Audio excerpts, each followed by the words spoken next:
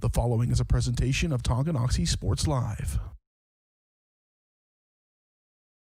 It's time for the Chieftains.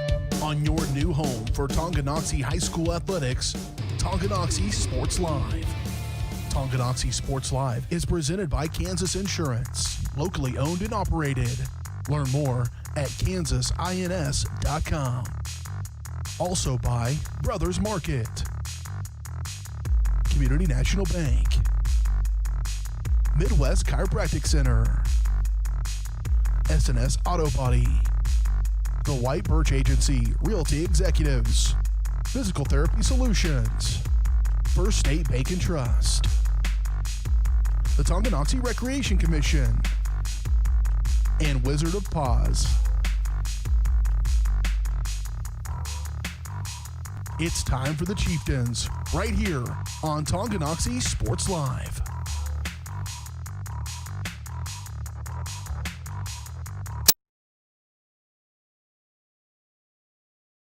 Alongside Dylan Funk here in the pregame show tonight, presented to you by White Birch Properties Realty Executives. At White Birch Properties, you have a team of agents ready to help you buy or sell that next house. Their team is ready to lead you to success in the real estate game. Visit them at 1203 State Avenue, Suite B in Tonganoxie, or call 913-915-0451.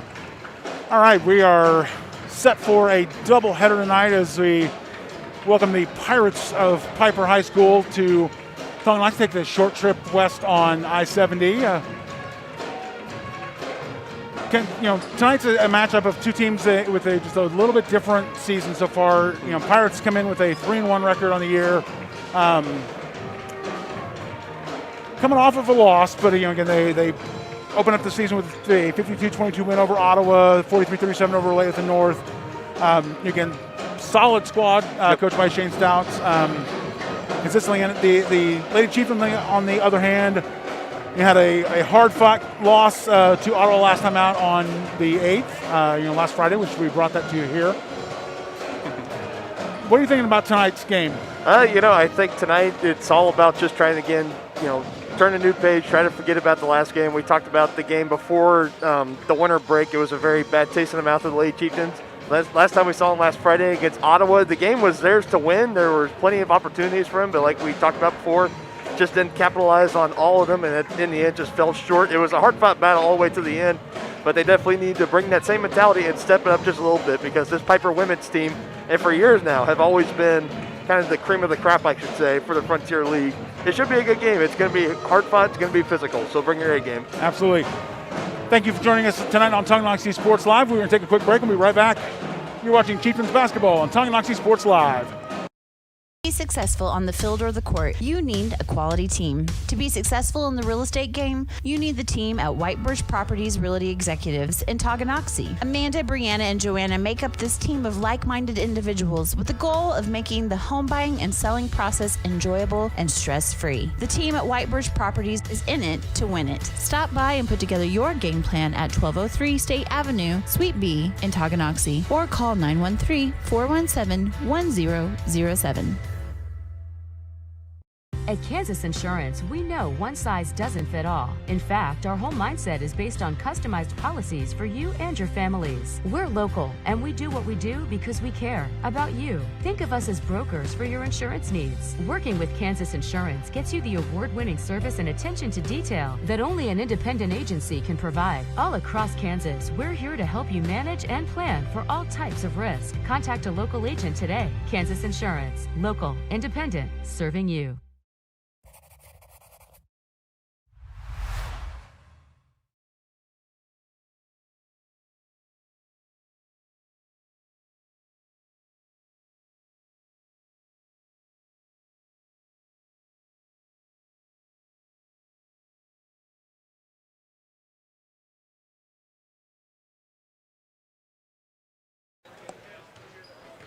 About 9 minutes away from opening possession here in Tonganoxie. I'm still not going to get used to that. It's funny. I watched a college game the other day, and they're still doing the opening tip there. And again, it's taking every precaution that they can. We'll see what we see how things come out. Obviously, it's you're kind of hitting a little closer to home this week, as we've had a couple of schedule changes. As you might remember, on Friday, last Friday we mentioned we were going to be here for tonight's game, and then sending you to our sister station, Spring Hill Sports Live, for the basketball contest while we covered the wrestling triangular.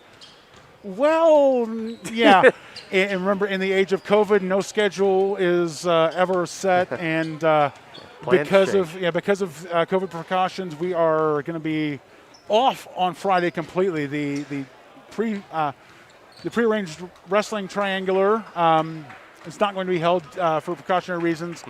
Again, making sure that we stay safe with the super close contact sport of wrestling. Again, that's one of the highest transition, the riskiest sports. And so again, we're canceling that out of an abundance of caution. And then so we looked at that, get that note from Cody Witt, and then we were like, okay, so we're just going to retool, shift down to Spring Hill for a basketball game, and then Spring Hill it's about that. Spring Hill is in quarantining on both the boys and girls side, so no doubleheader there, and our I guess our streak of not losing a game on either is now officially broken on either side. One of those things we've been really fortunate throughout the year to not really have our schedule too badly impacted. But have they canceled that game, or is it just being postponed? I'm not sure as far as whether it's a cancellation or postponement. I just know that for Friday it is off. Yeah, I believe for the Spring Hill basketball game, last I heard, at least from who I was talking to, it's just being postponed. But again, things can happen. And it's one of those things we will, whenever the game is made up, if it is, we will be there to bring it to you. Absolutely. And same thing with the wrestling. Again, we were really looking forward to bringing a wrestling event to you. But with that, we'll try and catch another one later on in the year if COVID willing. Hopefully we will be able to bring that to you. But for right now, you've got us here for basketball, and like I said, tonight's going to be an exciting contest. Again, we'll see if the Lady Chieftains can kind of keep in their mind the mindset that they opened the game with on Friday. Yep. Again, they came out solid against Ottawa and led for a good part of the game. As far as it was very much a seesaw battle back and forth. Came out super solid in the second quarter. Held Ottawa scoreless for 5 minutes that second quarter. But then towards the second the second half, and then down the stretch, just kind of couldn't capitalize on turnovers, couldn't capitalize on the defensive stops against Ottawa, and just wound up falling just a little bit short. And again, 46-41 was the final score. It's one of those where that score doesn't necessarily define how close the game was, because it's the strategy in a basketball game towards the tail end is you foul early, hope they don't make the shots, and then try and make your own. And the flip side of that happened. Ottawa was making their free throws, and we just Lady Chieftains couldn't find the rhythm. And a lot of that, it really kind of was built around Ottawa's defense, and specifically their down low defense. This Lady Chieftain offense, whenever they get going, they always find a way to get the ball down low to Morgan Brusman, get her going, and then once the defense has finally collapsed, she can kick it back out to Sunderland or Seba, Fowler, Ricker, whoever's out there, and they can hit the long distance two or even the threes. But they just weren't falling for them Friday night. That's what we talked about. Hard fought battle, just fell a little bit short. Just need a few more of those little extra buckets that they missed to fall for them tonight for them to have a great chance. So again, it's we'll see how they come out and fire off to start tonight's contest. We're about 4 minutes away from tip-off, I'm just going to say it, and we will take another break, and we'll be back with more of the pregame show right after this. You're watching Chieftains basketball on Tonganoxie Sports Live. State Bank and Trust mobile app, you can bank from anywhere. Check your balance while you're waiting in line here, or transfer funds while you're here. Forget to pay that bill? Pay it from here. Don't cut your visit short to go to the bank. Make your deposit from here. And remember, you're always welcome to bank right here. Did you know First State Bank and Trust has donated over $112,000 to Tonganoxie schools? Every time you swipe your Tonganoxie Chieftain debit card, we donate. For more information, visit us at firststateks.com. Member FDIC. Wizard of Paws, located in charming downtown Tonganoxie, offers personalized pet grooming with an attention to detail. At Wizard of Paws, your pet becomes family and will be in a clean, stress-free, relaxing environment. With appointments throughout the day, Wizard of Paws gives your pet a one-on-one grooming experience, ensuring they return to you quickly and looking fabulous. Call Wizard of Paws at 913-416-0255 or bring your pet in for a free estimate at 612 East 4th Street in Tonganoxie. Learn more at wizardofpawsgrooming.com.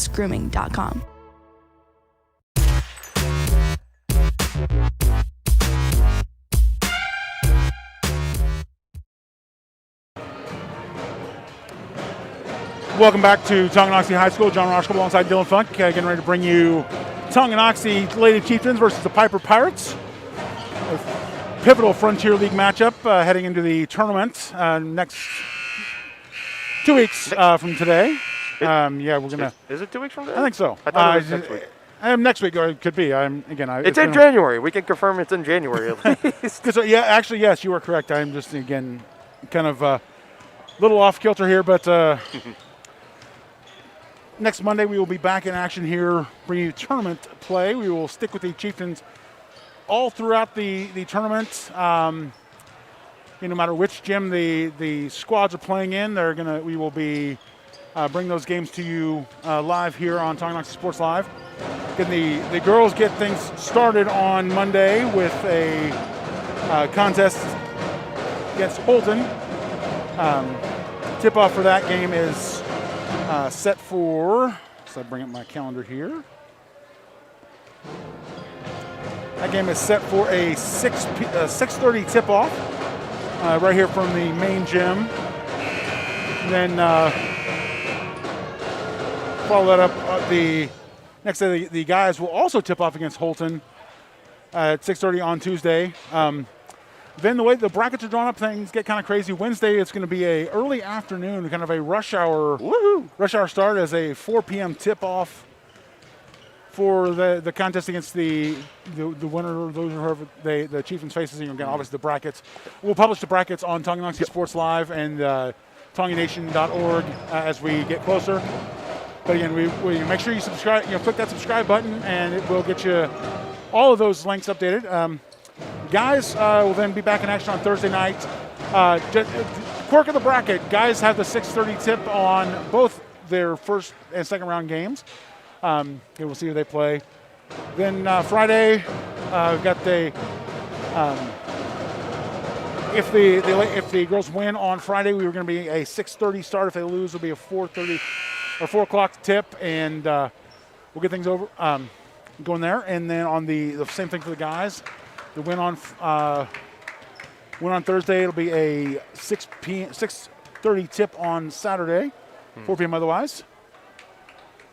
I'm excited for tournament play. I'm super excited again. It's been a while since I've been at the high school level because I forget that the tournament action happens in the middle of the season, and it's kind of it's a nice refreshment. Yeah. Especially here at the Tonga Invitational. Lots of great competition. Absolutely. We're going to turn it over to our PA announcer for starting lineups. We'll be back with you as soon as we are good there.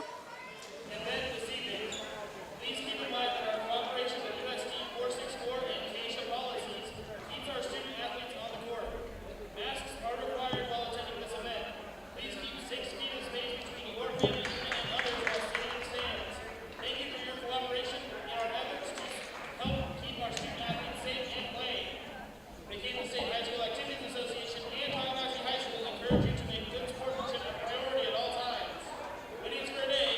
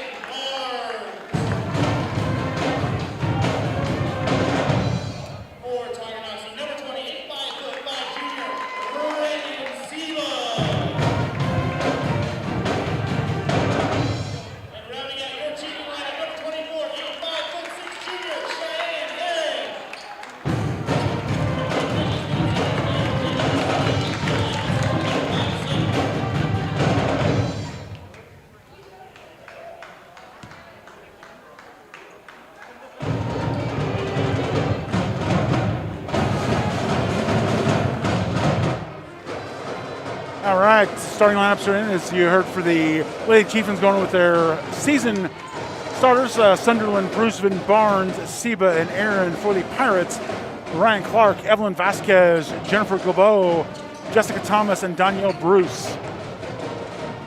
And as the visitors, the Pirates will have the opening possession. You got it right that time. And we are underway.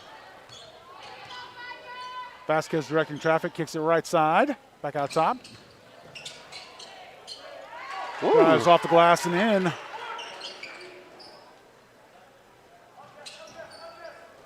And Pirates coming out with a kind of a little bit of a soft press, hoping to work the Chieftains as Clark pressures Sunderland and forces an errant pass. Turnover, Vasquez driving all the way and backs it out. As you can definitely tell, the Piper coaching staff has watched film on this Lady Chieftains team. Almost every game they've been in this season, their opponents have bring the full court press early on in the game. Good work there by Morgan Bruceman to force a tie-up. Get off the entry pass to Gobeau. And Piper set up in the press. See if the Lady Chieftains have a little bit more luck breaking it this time.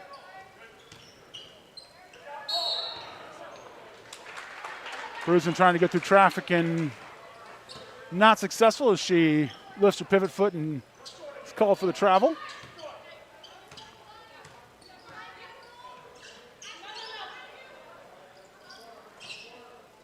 Vasquez out top to Clark.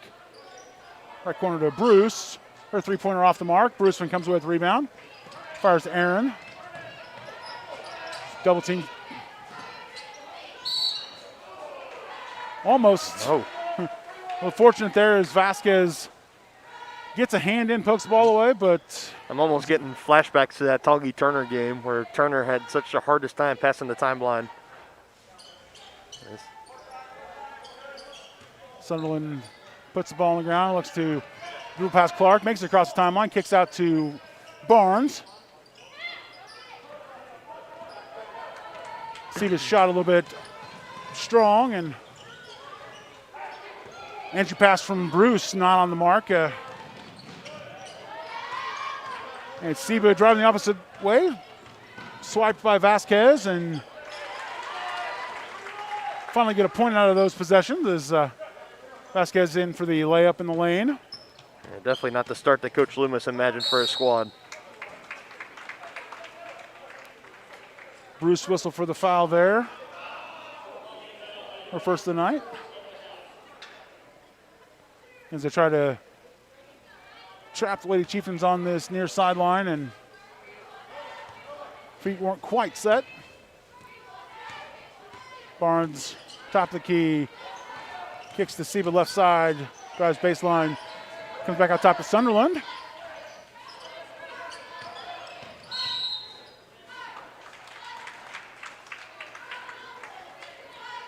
Contact whistle there. See, that's, hold on.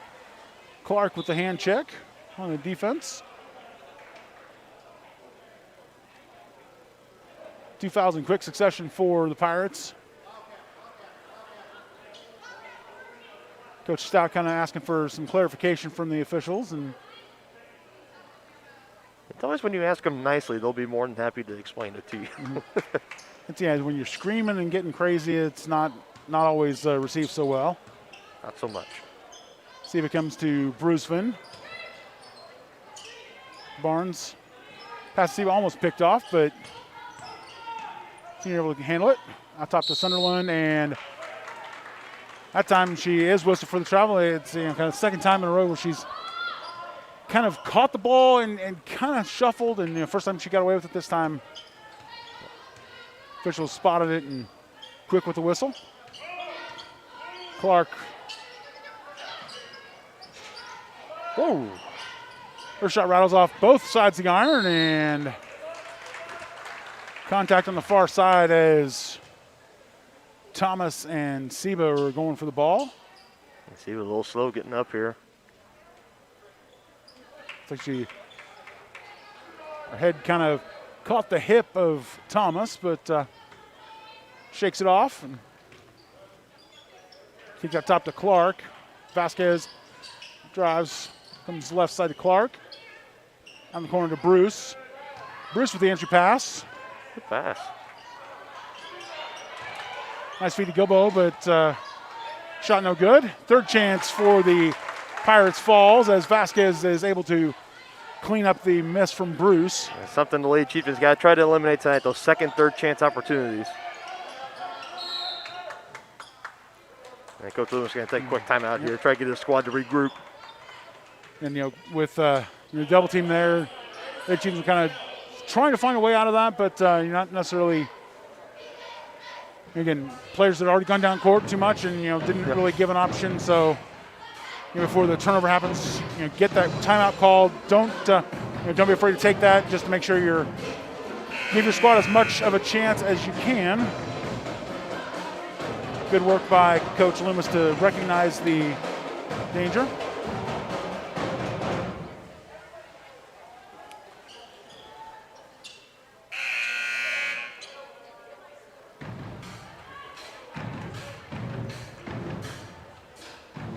So very glad the Tonganoxie Pep Band can join us for another night of basketball this evening. And like we talked about Friday, it's just a different atmosphere. And gym feels empty. Barnes puts the ball on the ground, dribbles across the timeline, passes to Sunderland. Back out front to Barnes.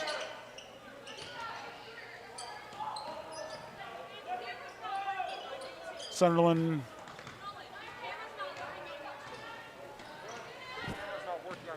Okay, yeah. Of course it's not. It's literally just a... Call play by play.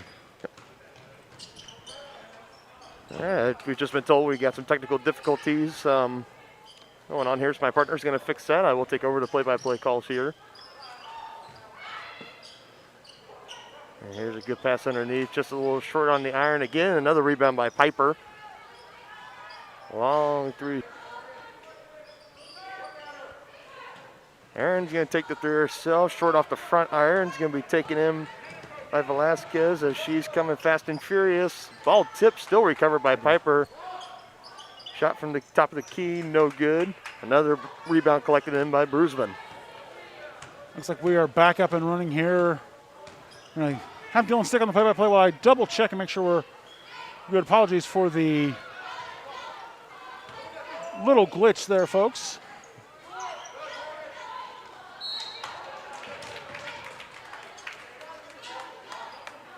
And finally some contact drawn, and we're going to have some free throws coming up here.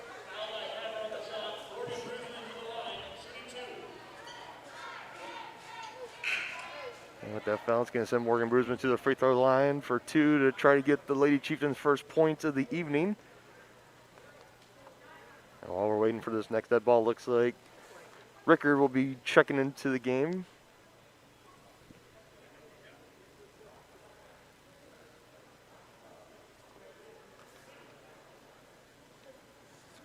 And as I look down, I see Coach Loomis talking to Reagan Sebas. Looks like she's still kind of favoring that midsection hip area from that fall she took earlier. Something to definitely keep an eye on as the game goes on. Brusman strong off the back iron on her first free throw. Kylie Rickard checks back in as now it looks like Emma Sunderland comes out and she is hobbled over in some pain. It looks like she's just getting stretched out, maybe some cramps. Second one will be no good.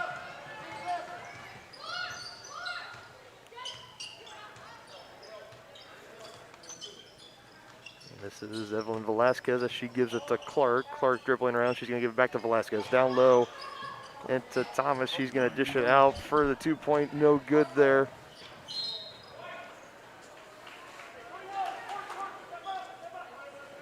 And looks like we were stable up and running. Again, one of those things when we apologize that we get kind of a little network hiccup and it causes the gray screen of death, as we'll say, and we don't always get the notification of that back in the control room, but thanks for folks to let us know. Seba brings across the timeline, kicks right side. Rickard. Barnes puts up a triple, no good. Marin comes away with the rebound. Brings across the timeline for the Pirates. Right side to Vasquez. Vasquez finds Thomas in the middle and the easy bucket, and timeout taken by Piper. 30-second timeout. We'll stay around here with them. It's one of those things that we talked about, hoping that the Lady Chieftains could come out with the same sort of intensity that they had against Ottawa. I say the intensity is almost there. It's just that, again, not finding the range. That's hopefully that the Lady Chieftains will be able to kind of find that range a little closer as we continue on this tonight's game. Yep. They just got to find a way to break through past this, this Pirates defense. It's been absolutely smothering, which we're going to see here again with the full court press. Piper's mindset, I don't see why they would go away from it until the Lady Chieftains can prove they can get past it. So, as we see it right there, And Brusman gets the ball poked away from her, tries to collect the loose ball, but stumbles and knocks it out of bounds. The ball will stay with, you're completing the turnover, ball will go back to the Pirates. Marin on the sideline, inbounds to Vasquez. Nice entry pass, finds Covington in the post. Barnes to Aaron. Very close to an over and back right there. Ricky puts the ball on the ground. Nice little spin move there. That's what nice you need. entry pass to Brusman. Absolutely. And the Chieftains are on the board. Again, great ball work and movement and patience by Brusman to just stay there and wait for the entry pass. Marin's three-pointer off the mark, and Barnes trying to save it. Maybe could have just done a little, just kind of shield the ball out and let it go. And those are kind of some of the toughest plays because the competitor inside of you says, go get that ball. Let's go back, try to keep this momentum going. But, yeah, she might have just been better off just keeping that box out a little longer.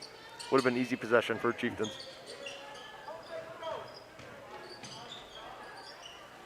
Kick out to Marin. She puts the ball on the ground, looks for our options. Thomas from the top of the key.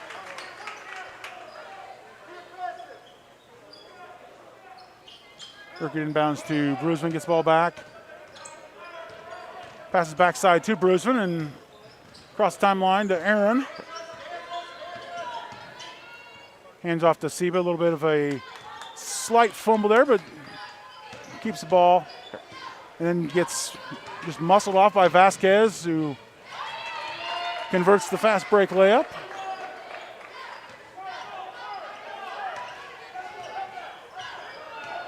Seba dribbling up against Vasquez, pass across the timeline.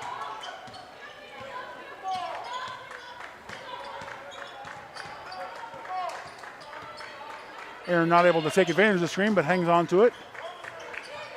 Rickard gets nudged a little bit. Kind of a little bit of an ill-advised pass, but she's got a tip and able to come away with it and hang on to the ball. That's going to be Whereas the referee's very late calling the tie up there as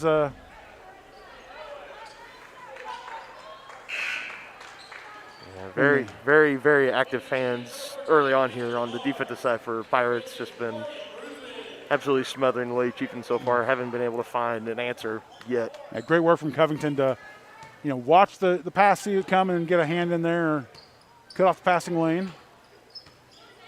Vasquez holding for the last shot for the Pirates.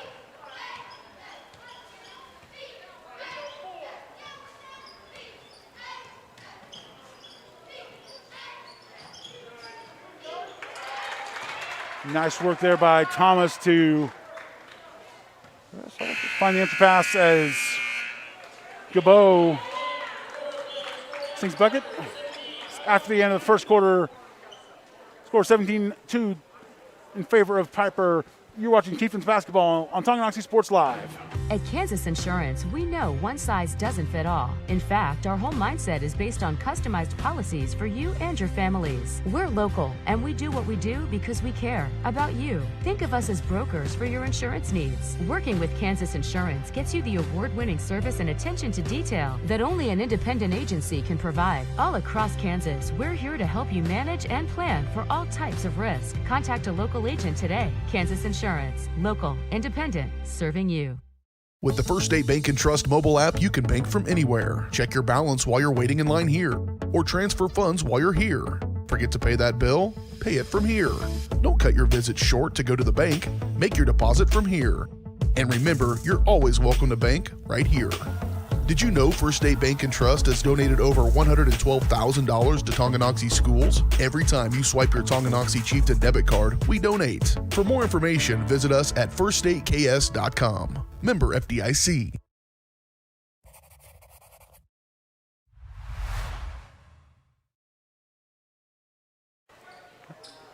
There you go. Welcome back. Chieftains have the ball to start the second quarter. Seba brings it across the timeline. Finds Barnes.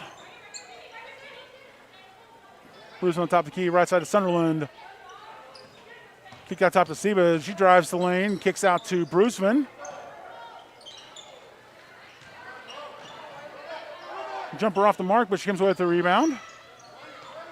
Barnes up top to Sunderland. Kick out to Seba. And she passed to Bruceman. Good work. Surprised there was no foul there as Bruce got a pretty good whack on Bruceman, but nice work there by Sunderland to return the favor, cutting off the passing lane. Just seeing the pass elevating and swatting that one down. The Chieftains across the timeline. Top to Baldock. Nice entry pass. Oh, right. There we have the foul called against as Gilbo comes crashing in. Bundles over Bruceman.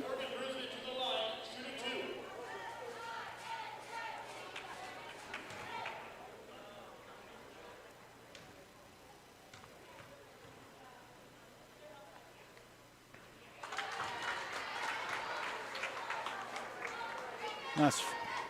First one up and in. Good looking free throw there from Bruceman.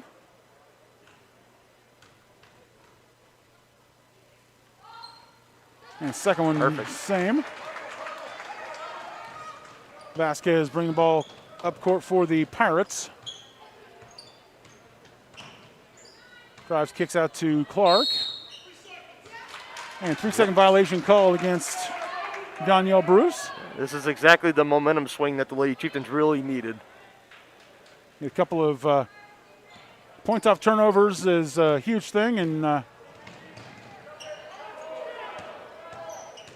Lady Chieftains very fortunate there as Bruce had set a pivot foot, but no worries there. Seba converts the layup there.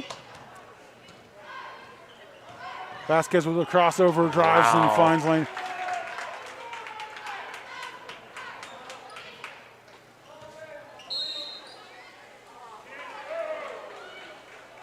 Baldock draws contact. Foul's gonna be whistled on Gilbo, her second, fifth of the half.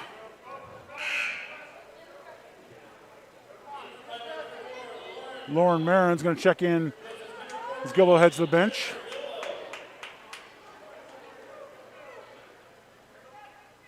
Two fouls.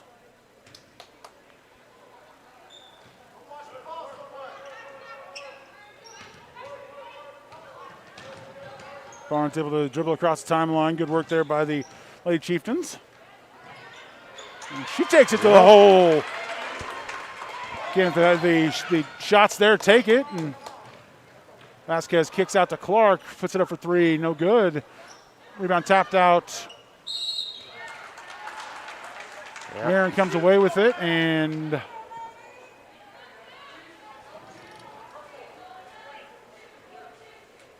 Vasquez whistled for the foul, 6 of the half on the Pirates.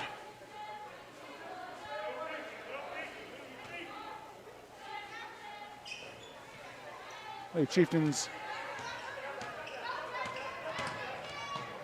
clawing back into this game. Seba brings across the timeline, feeds the ball deep to Sunderland. Nice kick back to Baldock, who her shot's a little bit strong, but she's able to get the rebound, and unfortunately the tie-up will send the ball opposite direction with the Pirates. And I think the Lady Chieftains out, John, they're starting to figure out how to work the ball inside and start getting those points. Finally kind of cracking the code, I guess, as you could say. Yep. Again, the thing I've been impressed about the last couple of possessions, how easily the Lady Chieftains have beaten the press. Yep. Again, it plagued them throughout the entire first quarter. Yep. And Barnes, unfortunately, not able to get a clean hand on that. She tips it. Ball stays with the Piper. Vasquez drives, kicks out top to Clark. Bruce with a little head fake, dribbles in, and errant pass collected by Vasquez.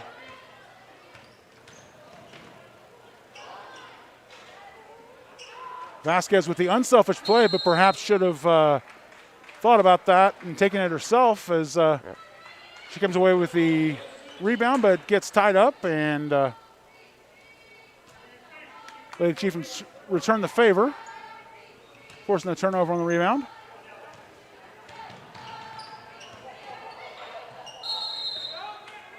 Yes.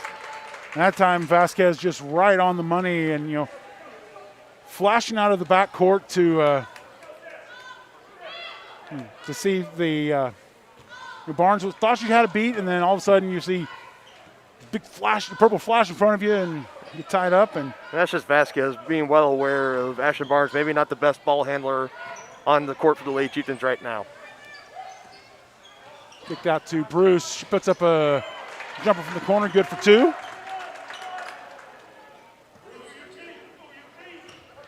Pirates finally answer 8-point run by the Lady Chieftains. Yeah, here it comes again. Tongi able to find the answer there, and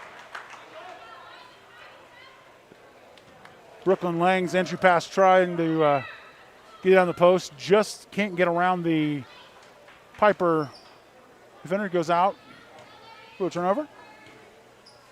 Vasquez bring the ball across the timeline. Looks left side. Entry pass tapped. Clark able to come away with it. Kicked out to Vasquez. Ponytail falling out, and she just shrugs it off, lays it up, and contact as Barnes has the rebound. Jessica Thomas whistle for the foul, and Ashton Barnes will head to the line for the 1-and-1.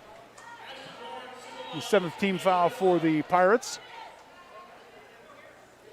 And definitely a lot more physical game. Probably the most physical game the Lady Chieftains have had so far this season. Every rebound, every possession. It's like the Pirates always there to try to contend. Shot just off the mark, corralled by Bruce. Fires to Vasquez. Races across the timeline inside to Thomas. Thomas comes baseline. Kicks out to Marin, out top to Bruce. Bruce on the drive finds the layup.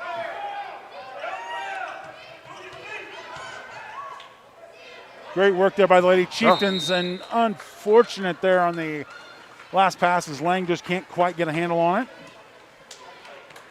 As you can see, Piper, they're really selling out on this full court press, and we see it every time the Lady Chieftains break through it. They always got a numbers advantage on the other end. Just those past couple of possessions, just some costly turnovers, and like we've said in games before, it's kind of those little mistakes that have begun to add up that have ended up costing them a few ball games this season.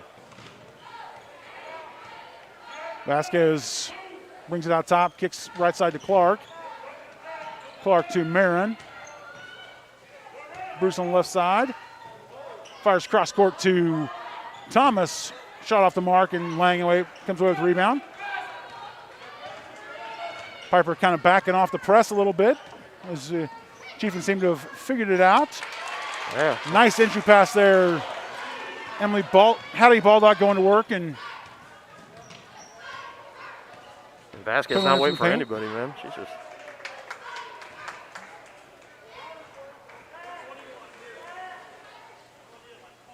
Foul whistle on Lang, her first of the half. Her first of the half. Bruce and Barnes head to the bench, take a quick breather.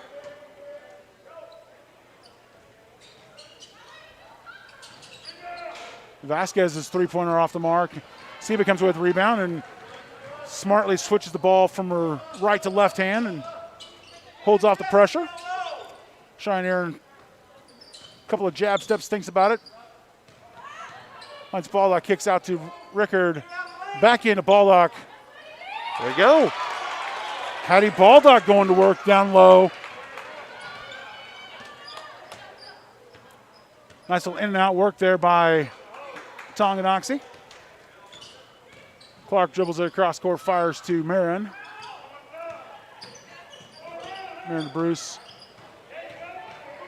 Nice little couple crossovers. Nice work by Bruce to dribble through the defense and put it in.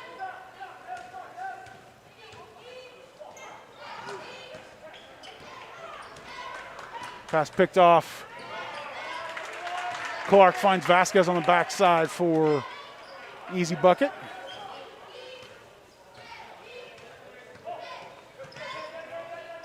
Rickard getting shattered and a little bit of contact, and Aaron smartly coming back to our hustle. And that's the 10-second violation whistled against the Lady Chieftains. And as soon as we say the Pirates are kind of backing off on the press, they're still being, they're being more selective about it. They're not sending the full squad, but they're being active, taking advantage of, again, a little bit of inexperience from Rickard.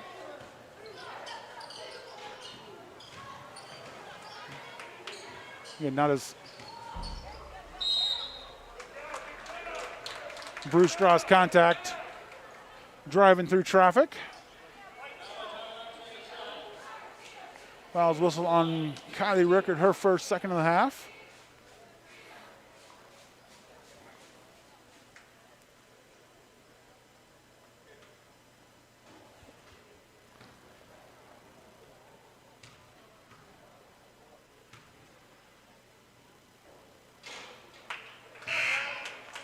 First free throw short off the front iron, and Bruisman checking back in for the Lady Chieftains, replacing Kylie Rickard.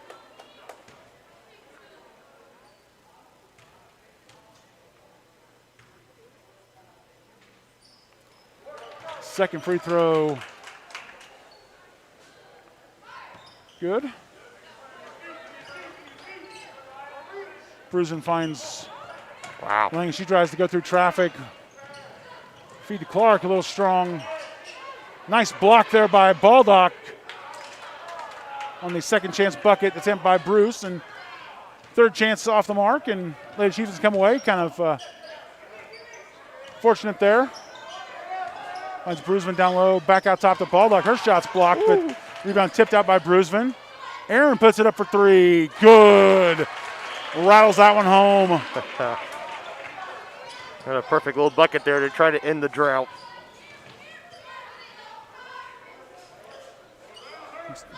Bruce bringing options, comes left side to Clark. Gilbo waving her hands and can't quite can't convert there, and Thomas not able to pick up her second chance.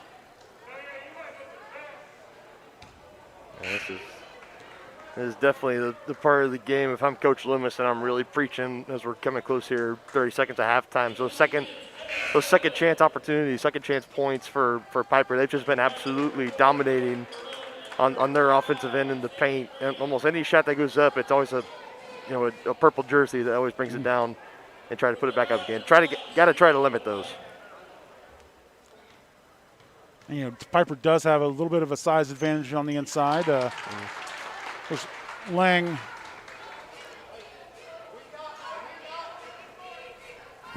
First free throw up and good.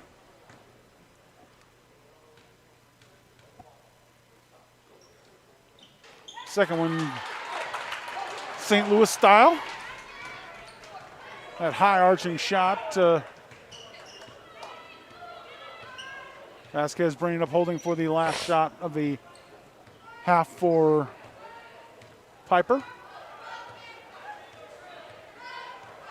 See if it closes in, brings up the closely guarded count again. And coach got the clipboard. He's going to take time out here. 11 seconds left. They're going to take a 30-second timeout. So we'll stay here with them. Coach Stout wants to draw up that final play. It's one of those things with the opportunity to go into the half with a double-digit lead as opposed to just a 9-point advantage. Again, kind of a big opportunity for any team. Again, you obviously want to kind of go into that mental cushion of you've got it's a full. Right, and you can 4 or 5 possessions, and you can never have too many points. In a ball game. Marin triggers to Clark. This could be a huge confidence booster for the Lady Chieftains, so if they can get a stop here, keep that lead only to single digits.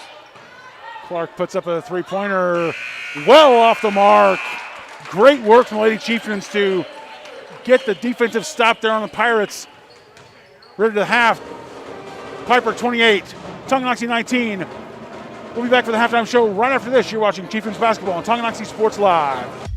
The Tonganoxie Recreation Commission understands that the benefits of recreation are endless. That's why they are continually working to develop programs for all the residents of Tonganoxie, like hunter education courses, short sports, for and under instructional soccer, and so much more. Registration is open for spring soccer from now until February 5th. For more information or to get registered, go to tongirec.org or call the Tonganoxie Recreation Commission at 913-845-3502. Community-minded, community-strong. That's what you get with Community National Bank in Tonganoxie. A small-town feel with the best banking services, including great options on loans, checking and saving accounts, CDs, safety deposit boxes, and more. At Community National Bank, people don't care how much we know until they know how much we care. To learn more, check us out on Facebook at Community National Bank KS or visit communitynationalbank.net. Go Chieftains! What would happen if I had to pick up the phone, call 911 for one of my family members or one of my neighbors? What would I do if no one was on the other end to respond? What if there was no 911? So you can be a part of the solution. Anybody can be a firefighter. Male, female, younger, older. We have school teachers. We have leaders in business. Is me, you, anyone that wants to be. There is no typical firefighter. A great collision on the field? Awesome. An awesome collision on the road? Not so great. If that bad play does come your way, take your car to S&S Body Shop in Tonganoxie. S&S has been the area's premier auto collision repair center since 1972, working on all makes and models, glass replacement, bumper repair, fiberglass and plastic, color matching, and more. Plus, they work with all insurance companies. Get your ride back in the game. Learn more at snsautoandbody.com or call 913-369-3193.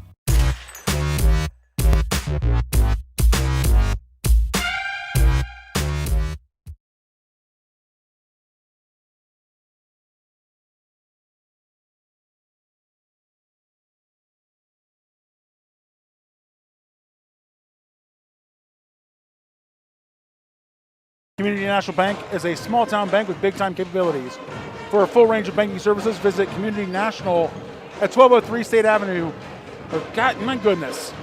I'm just all sorts of out of sorts here. Visit Community National at 231 North Main Street or online at communitynationalbank.net. Trying to pull up the brackets for the tournament next week and kind of read at the same time, and just don't multitask. There's a lot of moving parts behind the camera, folks. There is. A couple weeks we're going to have a booth camp so you'll be able to see just what all goes on during our craziness here and kind of get a little bit of appreciation for what we're doing here. Again, we're super excited to continue to bring this to you. Oh, yeah. Again, even as things change, again, we're kind of getting some fans in. Obviously, we've got the pep band. So, 6 minutes left in our halftime. Again, great recovery by the Lady Chieftains. Again, came out a little bit slow that first quarter, only mustering 2 points. We were kind of having flashbacks to being on the flip side of that Turner contest, but then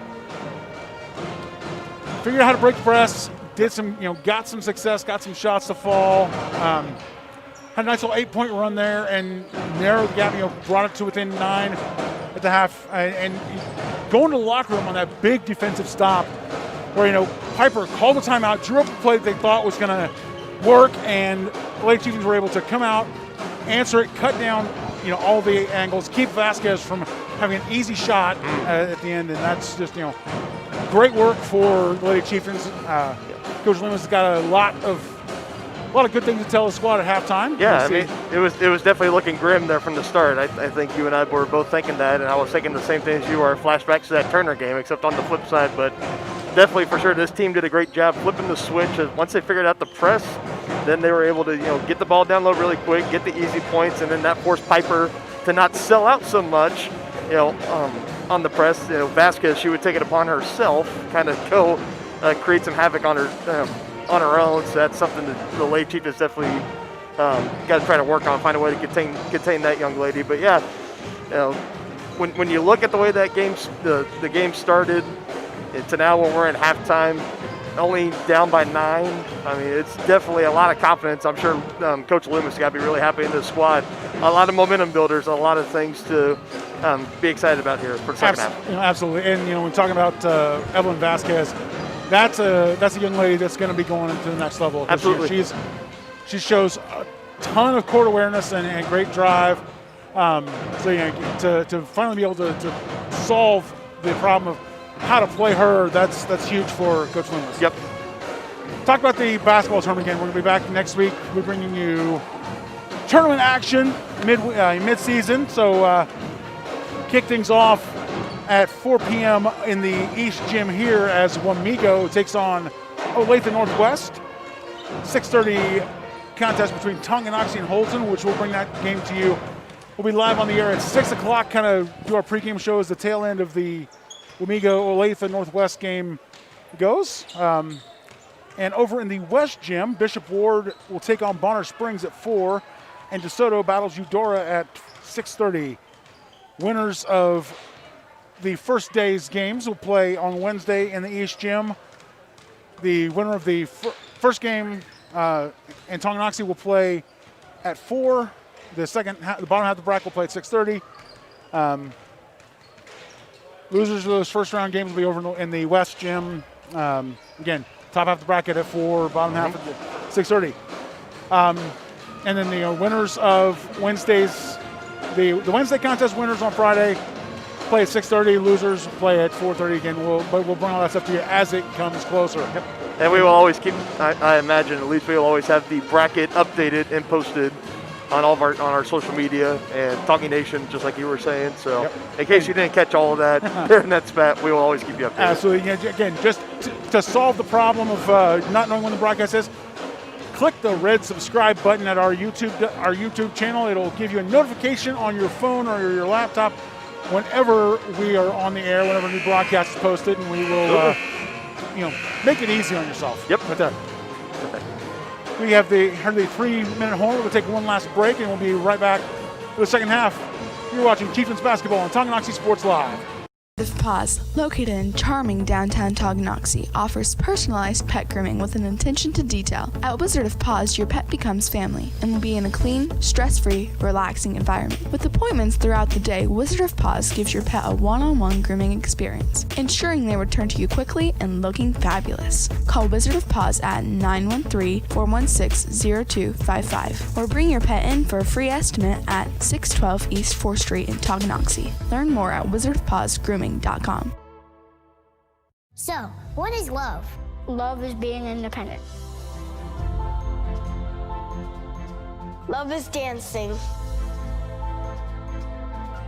At Shriners Hospital for Children, love is a new smile. At Shriners Hospitals for Children, love is caring for a child regardless of the family's ability to pay. Learn how you can send your love to the rescue at lovetotherescue.org. Get back in the game with Physical Therapy Solutions in Tonganoxie. As a state-of-the-art outpatient physical therapy clinic, Physical Therapy Solutions will develop a plan of care to help you move, reduce pain, restore function, and prevent disability. Physical Therapy Solutions takes great pride in delivering current, quality-driven treatments. Your physical therapist will work with you to help you understand your body so you will achieve long-term health benefits. To learn more, call Physical Therapy Solutions at 913-417-7400 or visit ptsolutionsks.com. To be successful on the field or the court, you need a quality team. To be successful in the real estate game, you need the team at White Birch Properties Realty Executives in Tonganoxie. Amanda, Brianna, and Joanna make up this team of like-minded individuals with the goal of making the home buying and selling process enjoyable and stress-free. The team at White Birch Properties is in it to win it. Stop by and put together your game plan at 1203 State Avenue, Suite B in Tonganoxie, or call 913-417-1007.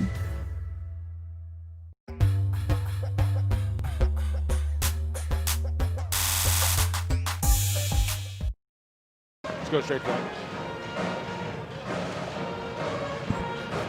Welcome back to Tonganoxie High School. John Roshkop alongside Dylan Funk. Tonganoxie Sports Live is presented by Kansas Insurance. At Kansas Insurance, you'll find personalized coverage designed for you. As an agency, they believe in taking time to issue personal care and attention to each individual client. To see how Kansas Insurance can help you protect what matters most, call 913-369-6600. Lady Chieftains will have the ball to start the second half. We are underway. Both teams with their game starters back out for the second half. Aaron dribbles, ball knocked away, but falls right in the hands of Barnes. Barnes kicks out to Bruceman. Dribbles lane, kicks out to Seba for three. Good! That's exactly what was working for the Lady Chieftains in the first half. Definitely need to keep it going in the second half. Drive strong to the basket, force the defense to collapse, then you kick it out to your sharpshooters. Trust them to make the points. Clark out to Gilbo. Up top to Vasquez. Backs it out. Wow. And drives. Shots just off the mark, but able to force the tie up and keep the ball with the Pirates. Yeah, my best suggestion is every time you get a rebound, just put it above your head. I mean, I'm not picking on Vasquez, because she might be a little shorter, but it's a safer place to be. Yeah, again, that's for any player. For any player, to be honest. Sunderland to Bruceman, and a little bit of a hasty pass picked up by Gilbo. Finds Clark on the break, no good. Bruceman to Aaron across the timeline, dribbling right corner. Backs out to the top of the arc. Russell Lane, nice little runner. The oh so gracious bounce of the back iron.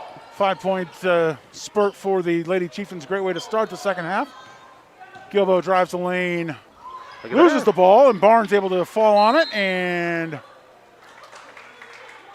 unfortunate as she kind of, there's no eloquent way to describe this. She put her other butt cheek down, and that's a travel. And it's crazy. Once you're on the floor, it's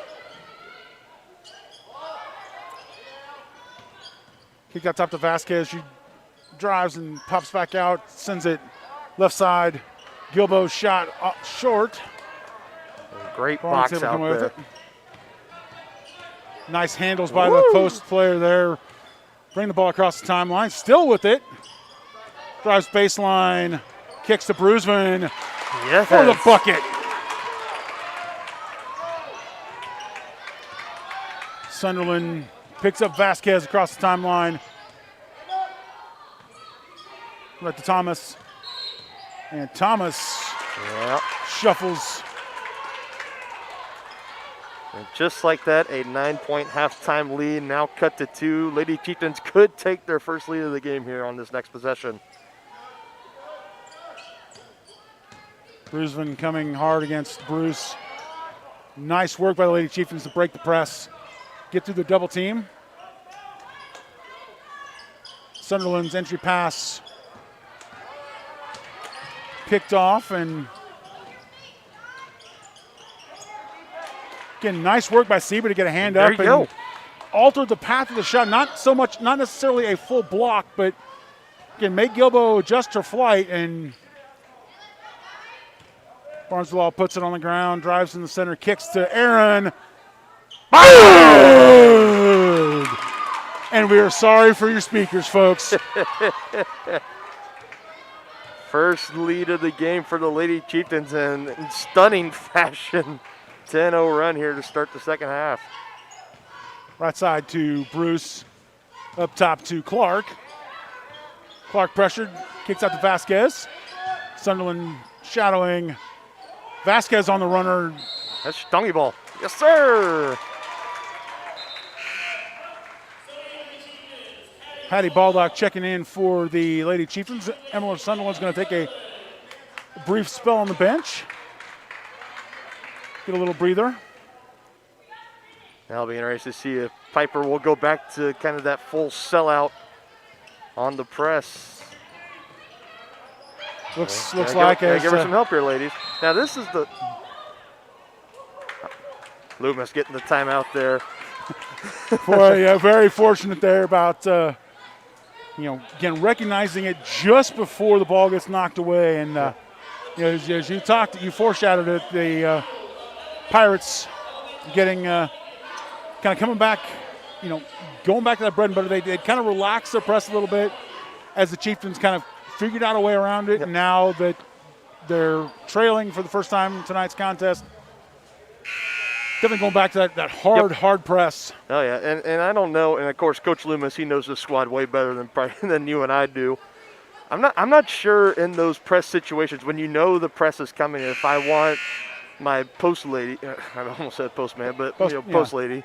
I don't know if I want them necessarily in control of the ball during the press. I think I want it in the hands of some of my better, maybe the point guard, something like that.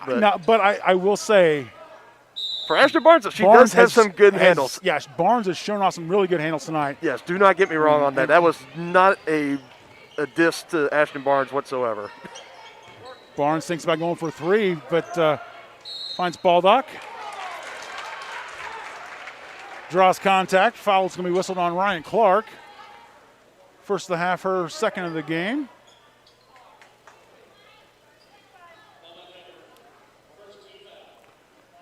And Barnes inbound to Baldock, back to Brucevin. Look at there. Baldock on the spot with the cleanup.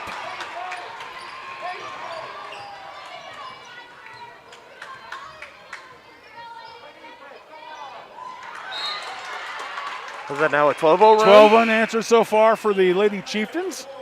That's one to quadruple check my math before I said that on live air and made myself look like a fool. Vasquez fires cross court to Bruce. Bruce puts up a 2-point shot, kind of finally answers a little bit for the Pirates. And again, the press in full effect as we'll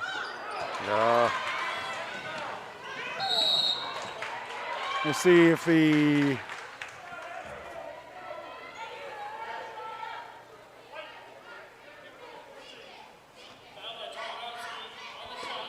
Morgan Brucevin. This is what you got to be careful. Just because Piper's starting to bring the press back, you got to be careful not to make those irate, those kind of long court, soft heave passes. Because, like we said, Vasquez is always watching, and she'll ball hawk it just like she did there. Absolutely. First shot up and good. And great defensive work there from Bruce from Barnes getting back and drawing the contact. Again, making her earn both of those points. Inbound to Baldock, kick back to Siva.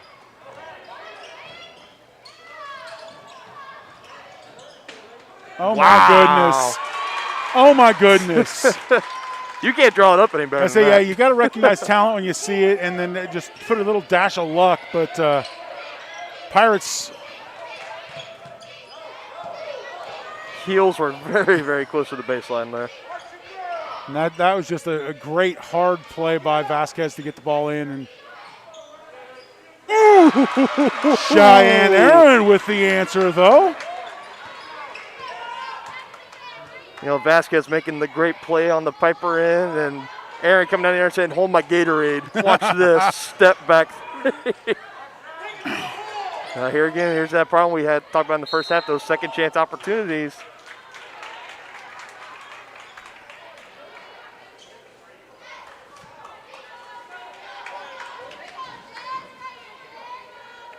Baldock whistle for the foul, her first, second of the half. Thomas will go to the line, shooting a pair. First one strong off the back iron.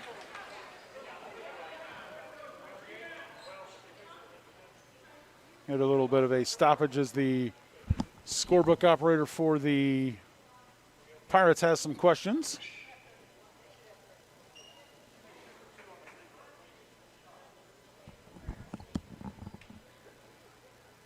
Now cue the Jeopardy music. And all things settled.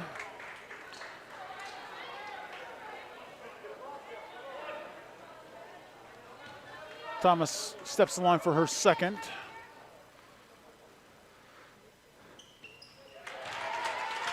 Second one is good.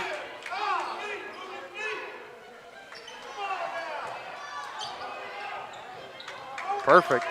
Nice work by the Lady Chieftains to break the press. Aaron fakes the pass, puts the ball on the ground, continues to drive, and then just gets a little sloppy with it and gets picked by Gilbo, but great recovery by Cheyenne Aaron to. Unfortunately, she's going to get whistle for the foul there, but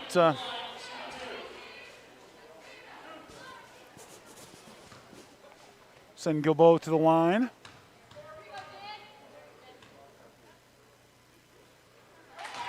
First one up and good. Now, if I remember exactly what I was saying during the Ottawa game to make them kind of miss their free throws, I would say it, but I honestly do not remember. I should have wrote it down.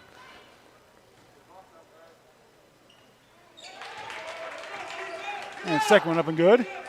As I look up at the scoreboard, I think I now understand what the scorebook question was. There was actually a legitimate question about the score. So, Chieftains across the timeline. Baldock finds Bruceman in the lane, puts it on the floor, and then comes a little strong on the rebound attempt. Clatters into the back of Bruce.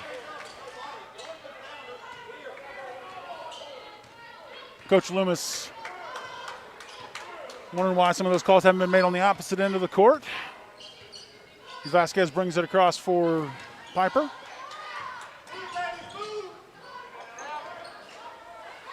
Shot off the mark. Put back by Thomas. Gilbo shot off the mark. Thomas with the rebound. Coach Loomis takes a timeout. We'll take that timeout with him. You're watching Chieftains basketball on Tonganoxie Sports Live. If I had to pick up the phone, call 911 for one of my family members or one of my neighbors, what would I do if no one was on the other end to respond? What if there was no 911? So you can be a part of the solution. Anybody can be a firefighter. Male, female, younger, older. We have school teachers. We have leaders in business.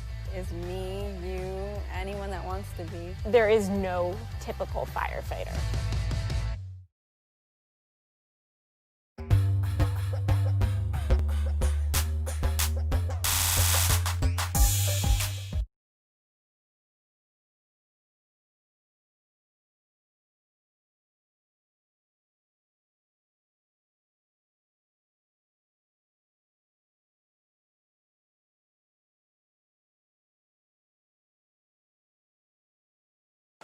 And make sure you follow us on Facebook and Twitter and never miss a broadcast by subscribing at youtube.com/Tonganoxie Sports Live. Just hit that red bell. It's very, very simple.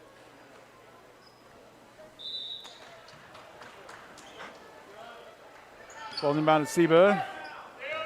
Space her options. She gets double teamed. Over top to Bruceman. Easy press break for the Lady Chieftains. Bruceman, Baldock. Aaron thinks about it, but shot blocked by Gilbo.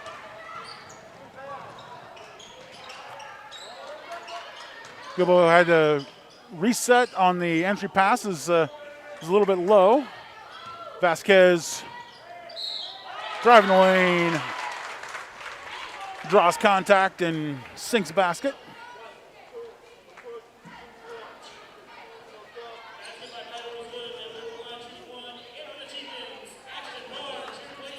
Barnes checking in for Morgan Bruceman.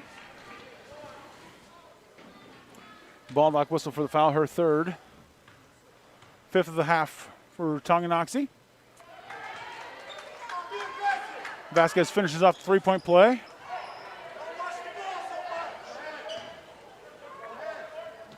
Nice feed by Sunderland there, and Aaron with the a little bit over aggressive on the pass, is picked off, but again, nice work, nice recovery by Seba. Almost picked the pocket there. Bruce, little head fake, puts the ball on the ground. Forced to kick it out to Gilbo. Gilbo drives. Nice work by Sunderland to pick Vasquez's pocket. You don't see that very often. Barnes on the spot. Seba off the back iron, but comes away with her own rebound.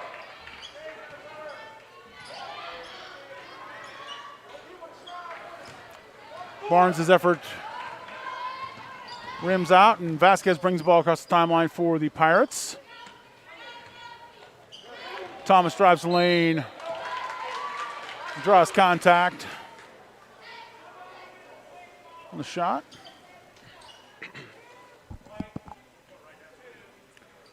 Baldock's fourth. She'll probably be heading to the bench shortly. Sixth of the half, Tonganoxie. This is Brooklyn Lang and Morgan Bruceman sitting here ready to check in. Thomas's free throw up and good. And as expected, Baldock heads to the bench along with Reagan Seba.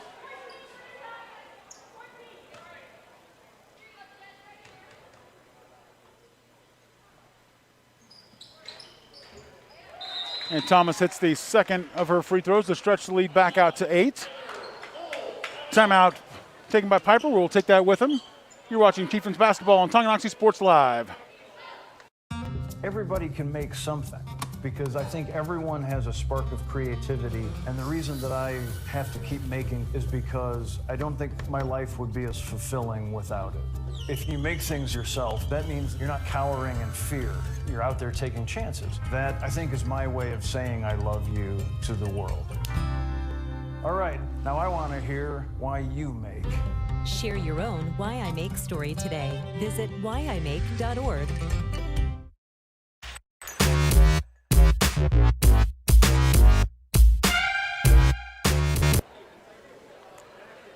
Welcome back to Tonganoxie High School. John Roshko alongside Dylan Funk.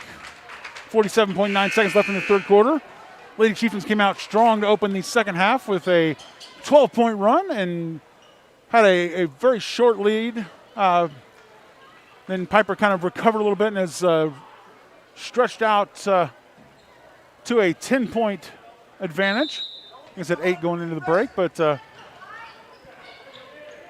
and Piper back in the full court press. Bruceman able to kick it to Barnes. Finds Aaron, pirouettes on the sideline.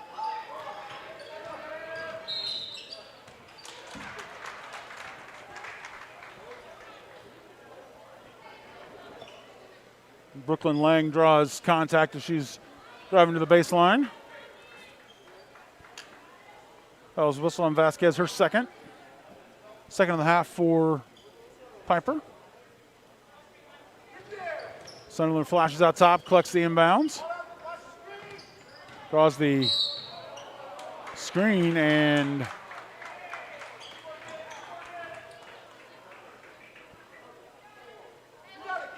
contact whistled on Lauren Marin.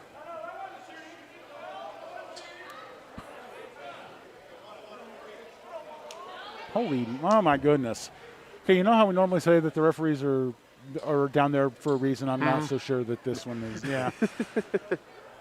Well. Anywho.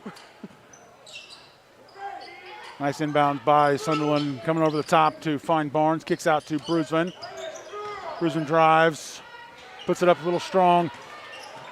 Nice work by Sunderland, but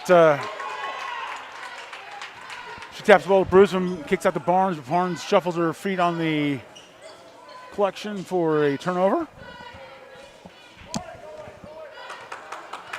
Vasquez is bringing the ball across the timeline for the Pirates. And we're going to have a moving screen called as Thomas just kind of danced with her marker there. And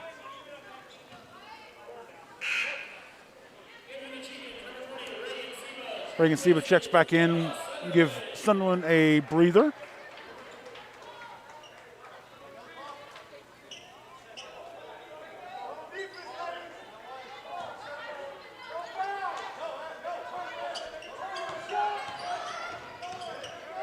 Four, 3, 2, 1. Gotta put it up here. Nope. No baskets. Yeah, no. And great work by Barnes and Brusman to find it, but yeah, we have a conversation going on here. Let's see. I'm gonna. It's one of those things. I'm as homer as you get, but if we get that basket, I'm gonna be calling the assigner because these guys, no. and okay. And I agree here with. The head coach of Piper, that was. I'm sorry. I mean, we're Tonganoxie Sports Live, but on that one, we. Okay. Hey, there's a reason they're paid to be down here, and we're paid to be up here. Right. Although some, like I said, some nights I'm not sure about that. That basket brings it to an 8-point deficit. We're going to head to the fourth quarter. You're watching Chieftains basketball on Tonganoxie Sports Live. Paws, located in charming downtown Tonganoxie, offers personalized pet grooming with an attention to detail. At Wizard of Paws, your pet becomes family and will be in a clean, stress-free, relaxing environment. With appointments throughout the day, Wizard of Paws gives your pet a one-on-one grooming experience, ensuring they return to you quickly and looking fabulous. Call Wizard of Paws at 913-416-0255 or bring your pet in for a free estimate at 612 East 4th Street in Tonganoxie. Learn more at wizardofpawsgrooming.com. At Kansas Insurance, we know one size doesn't fit all. In fact, our whole mindset is based on customized policies for you and your families. We're local, and we do what we do because... Welcome back to the fourth quarter. Chieftains will have the ball to start the fourth quarter after getting a very courteous effort. And Vasquez forces the turnover, and ball's batted around, comes out... And Thomas, with the second and third effort, finally finds the basket, and Cheyenne Aaron whistled for the foul. And one of those things I'm just not going to say anything about that because it was a blunder. Jessica Thomas, her shot off the mark, and Barnes will bring the ball across the timeline, and we're going to have a tie-up.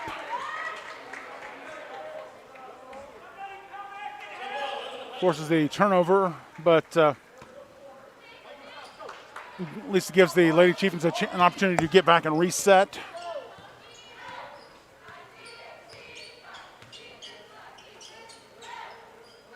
Outside to Gilbo. Thomas at the elbow out to Gilbo. Clark's pass picked off by Sunderland. Steve will bring the ball across the timeline, shadowed by Vasquez. Sets the screen, dribbles around, but gets the ball stripped on the way up. Vasquez flying, but her shot no good. Second chance effort falls short, and Thomas whistled for the foul on the rebound. Be her third. Fifth of the half, and Hattie Baldock in to check in for the Lady Chieftains.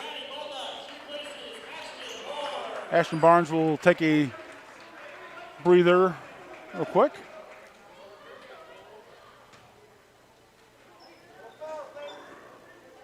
Baldock kicks back to Brusman. And a bit fortunate for the Lady Chieftains as Aaron finds the loose ball. Ball not able to box out Thomas for the rebound. Vasquez brings ball up court. Dribbles right side, kicks out top to Clark. Clark drives lane, switches hands, and her shot's blocked by Seba. Lady Chieftains come away with the rebound. Seba across the timeline. Kicks to Sunderland out top to Baldock. Thinks about it for a second. Comes right side or left side to Aaron. Aaron hands off to Sunderland. Drives baseline.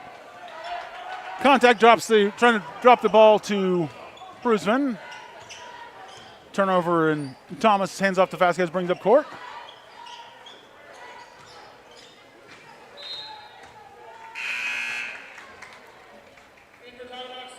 Vasquez missed, knocked out of bounds to stay with the Pirates.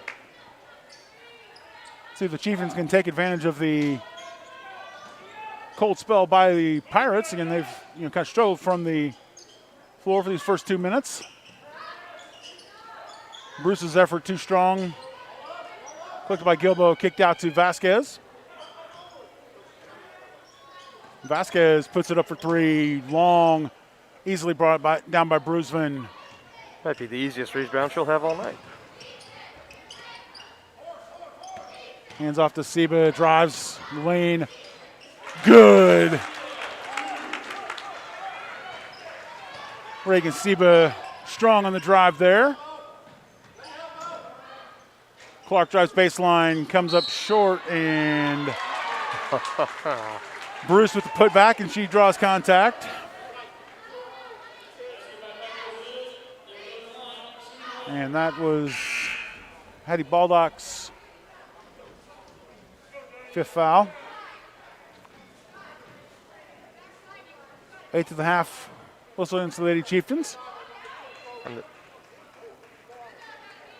And Coach Loomis is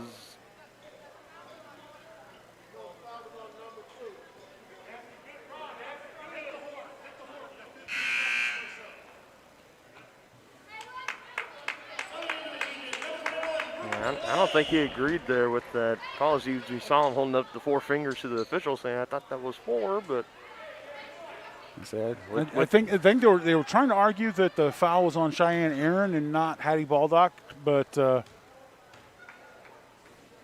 any event, Bruce able to finish out the three-point play. Ball inbounded to Aaron, kicked over to Barnes. Nice work by the Lady Chiefs to break the press. Lang's entry pass too low. The feet of Brusman, and nice work by Barnes to stand on the picker spot and take a timeout here with him. You're watching Chieftains basketball on Tonganoxie Sports Live.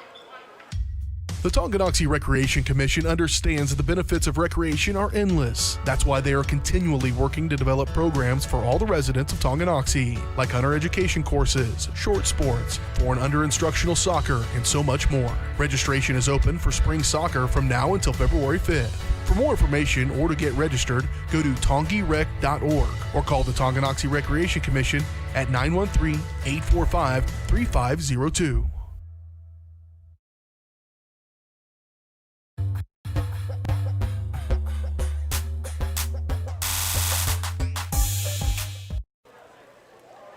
Welcome back to the fourth quarter. Chieftains trail 49-38, 5 minutes to go here.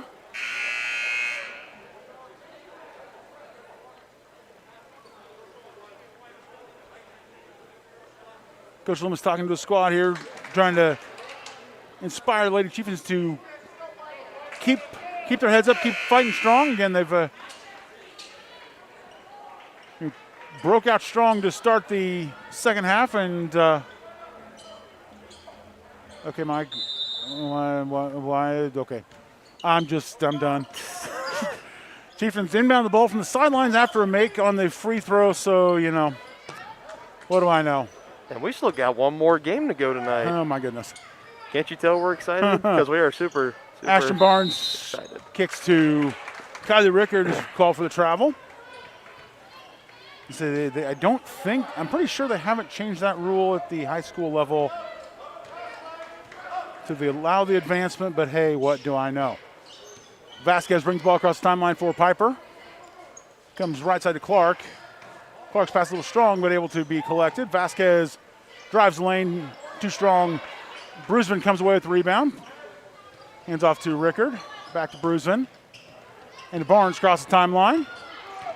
Barnes dribbles, kicks to Aaron. Fires to Bruisman, back out to Aaron. Up top to Barnes. Barnes takes it for three, comes close. And Bruisman on the cleanup. Not expecting a post player to pull the trigger, but she was not far off there. So and we've seen her a couple times tonight. She's thought about it. That time, just saying, you know what do I have to lose? Let's just let it. And Seba sticks her hand in there and forces the turnover. Picking the bucket of Jessica Thomas. Barnes across the timeline to Aaron. Good for three. Nice little fast break basket there by the Lady Chieftains. Cut the deficit to 6. Yeah, look out here now. This game may not just be over yet. I heard Coach Lim was calling for a carry there. I kind of agree with him, but we also know who we're working with. Vasquez on the stall and drive draws contact. Barnes whistled for her second foul of the night. 9th of the half.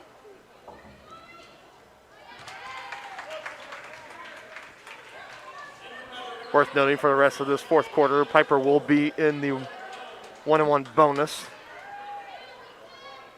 Next foul put him in the double bonus, so we're going to be. And if we can manage to foul anybody but Vasquez, because again, Vasquez is automatic from the line. Time on the floor, timeout Piper. We're going to take that with them. You're watching Chieftains basketball on Tonganoxie Sports Live. Paws, located in charming downtown Tonganoxie, offers personalized pet grooming with an attention to detail. At Wizard of Paws, your pet becomes family and will be in a clean, stress-free, relaxing environment. With appointments throughout the day, Wizard of Paws gives your pet a one-on-one grooming experience, ensuring they return to you quickly and looking fabulous. Call Wizard of Paws at 913-416-0255 or bring your pet in for a free estimate at 612 East 4th Street in Tonganoxie. Learn more at wizardofpawsgrooming.com.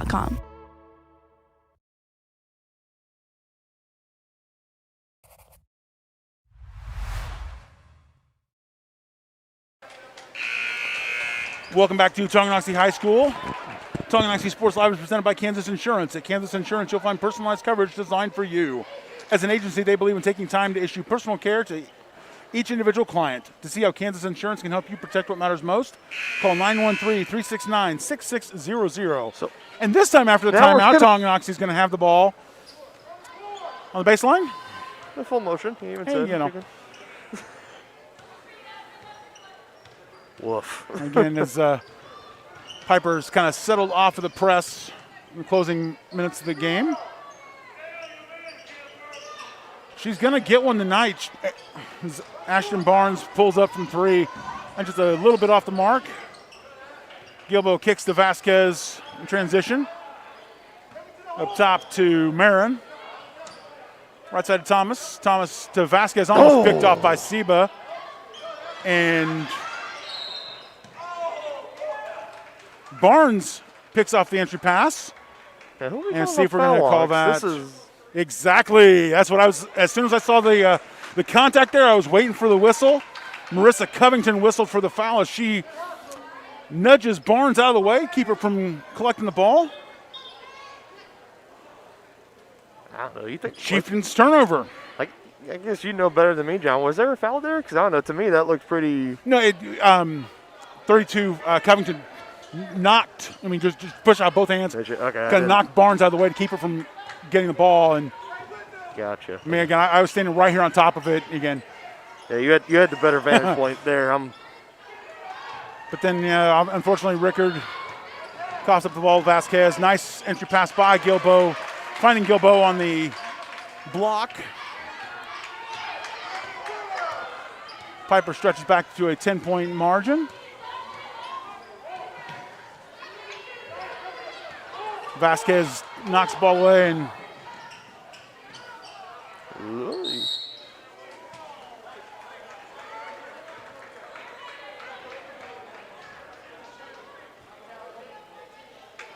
again, that time Thomas trying to clear out space with her hand and gets called for her fourth. 7th of the half, and Chieftains will be in the bonus the rest of the way as well. Morgan Bruceman shooting the 1-and-1. It is now imperative. You got to make all your free throws here. We're in the final 2 minutes. First one up and good from Bruceman.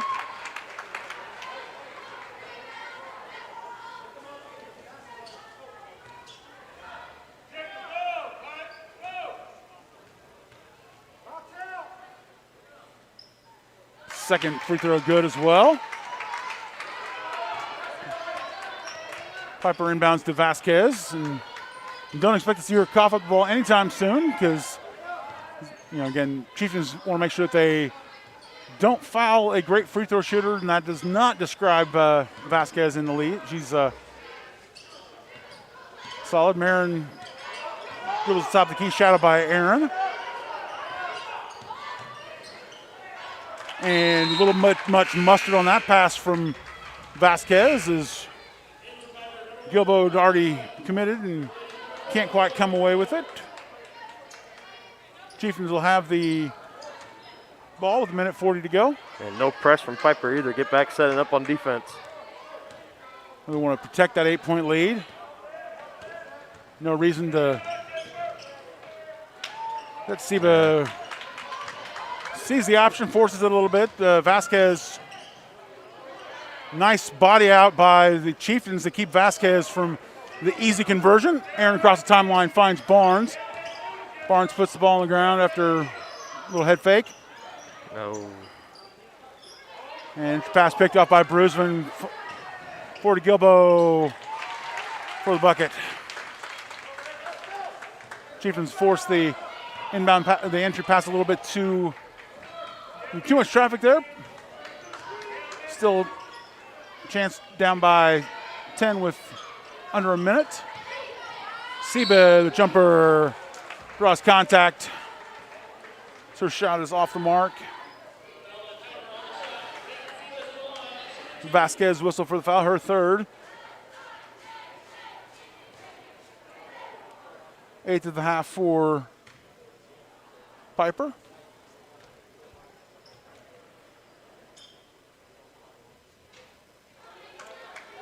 Seba's first shot strong off the back iron to the left.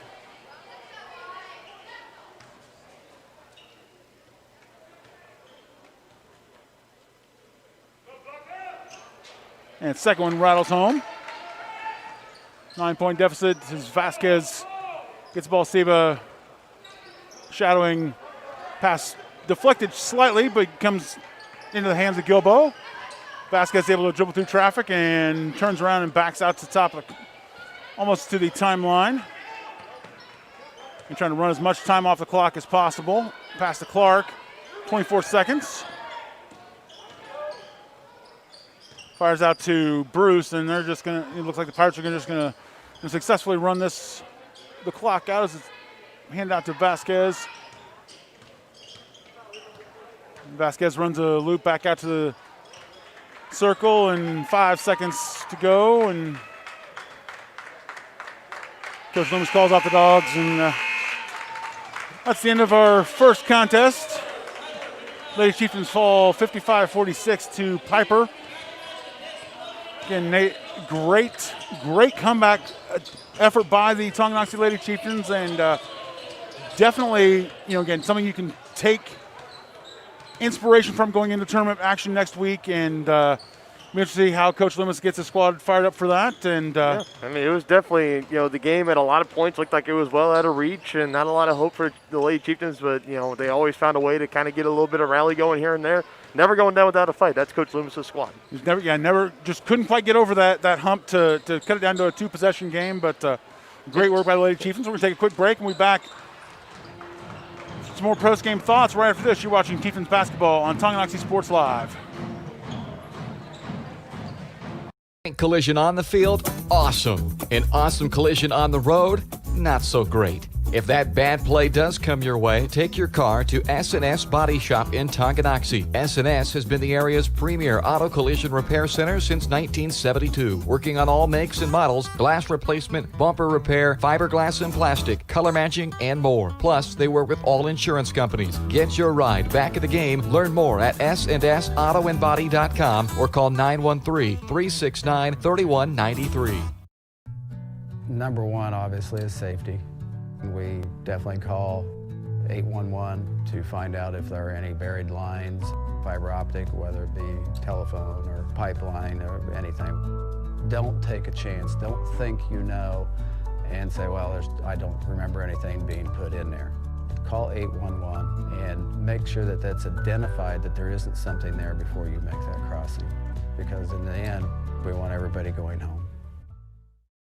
At Kansas Insurance, we know one size doesn't fit all. In fact, our whole mindset is based on customized policies for you and your families. We're local, and we do what we do because we care about you. Think of us as brokers for your insurance needs. Working with Kansas Insurance gets you the award-winning service and attention to detail that only an independent agency can provide. All across Kansas, we're here to help you manage and plan for all types of risk. Contact a local agent today. Kansas Insurance. Local, independent, serving you.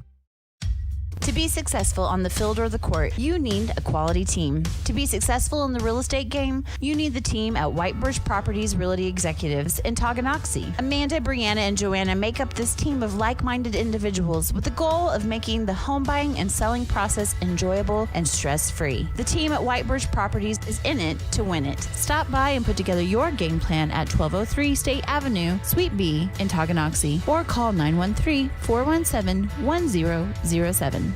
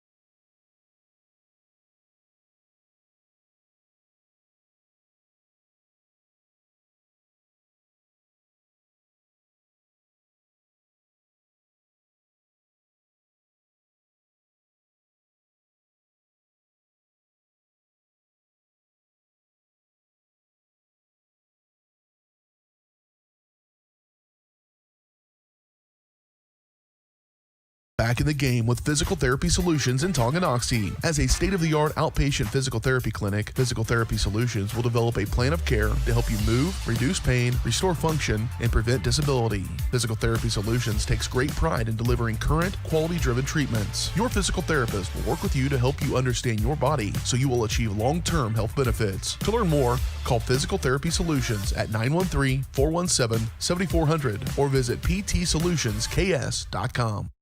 A great collision on the field? Awesome. An awesome collision on the road? Not so great. If that bad play does come your way, take your car to S&S Body Shop in Tonganoxie. S&S has been the area's premier auto collision repair center since 1972, working on all makes and models, glass replacement, bumper repair, fiberglass and plastic, color matching, and more. Plus, they work with all insurance companies. Get your ride back in the game. Learn more at sandsautoandbody.com or call 913-369-3193.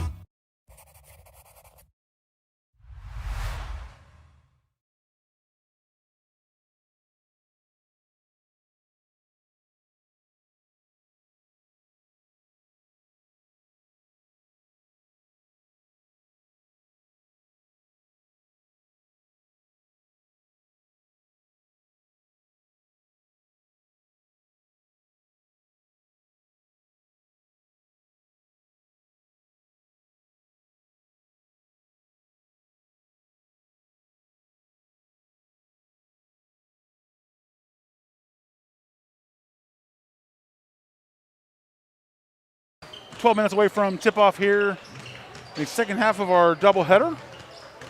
As Tonganoxie looks to continue their perfect Frontier League record on the year. Coming in with a 4-1 overall record. The lone blemish on the year, the 58-52 loss to Shawnee Heights here before Christmas. Yep. And again, if our viewers, if we remember that one, God, we were supposed to play somebody, and then it was postponed. We were supposed to play Metro Academy, and then Metro Academy said they weren't willing to adhere to all the COVID protocols at the time, and then switched, and then Shawnee Heights was supposed to come in for both the boys and the girls. And then Pittsburgh was. That's right. Pittsburgh was supposed to come in.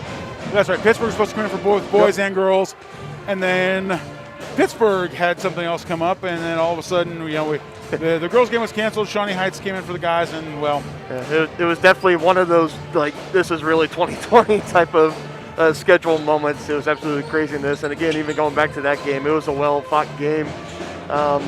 Honestly, John, when I first looked at the schedule, I was just kind of looking ahead, taking my notes before the first game of the season, and this is the one that I saw, and I really got excited because Tongi men's basketball has been on the rise this season. This is probably the best start to a season they've had as long as I've been really involved here in Tonganoxie athletics for probably about the past 6 years. And this is really going to be their first true test tonight because Piper, for the past about 3 or 4 years, have really been the cream of the crop of it was the Call Valley League, now it's the Frontier League.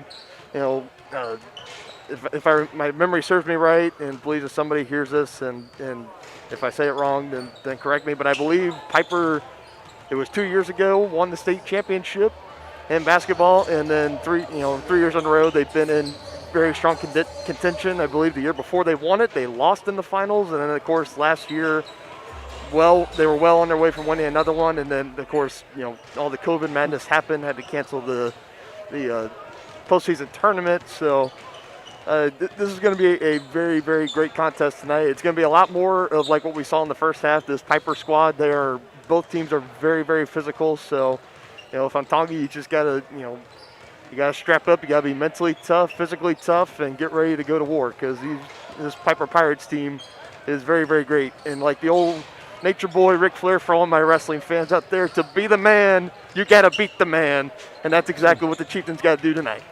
And you touched briefly on the Piper got a strong history, but again this year it's going to be interesting. This year, Piper has had a very, very limited schedule.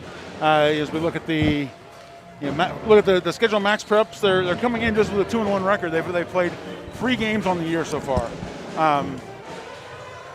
They beat Ottawa 64-41 to open the year, lost 64-46 to Baser Linwood.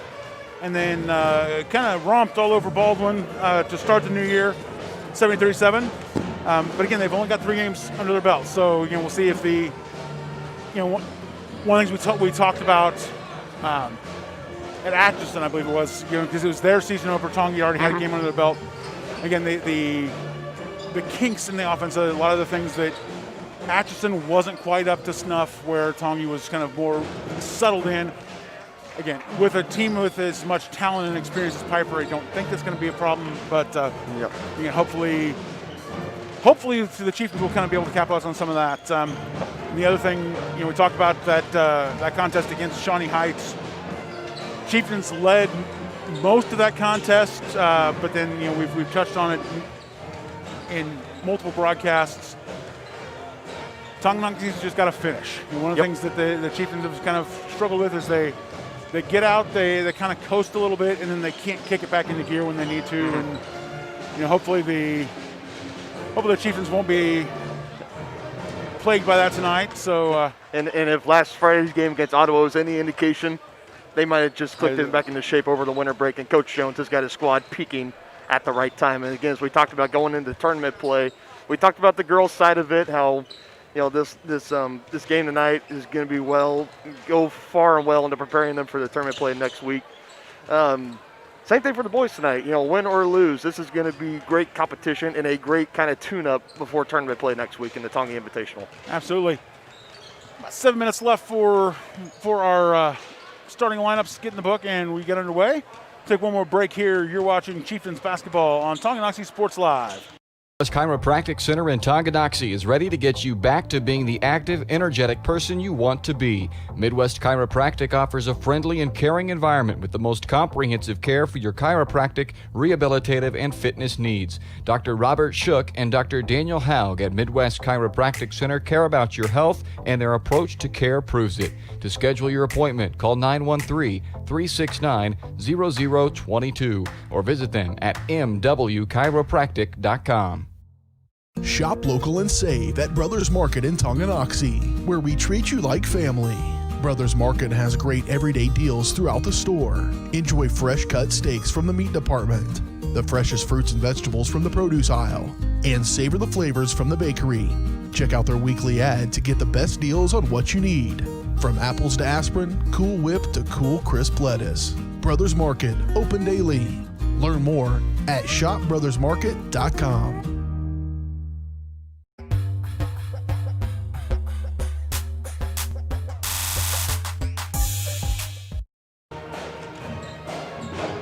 Yes, thank you, partner, for showing them right up there. Yes, that is the Tonganoxie High School pep band.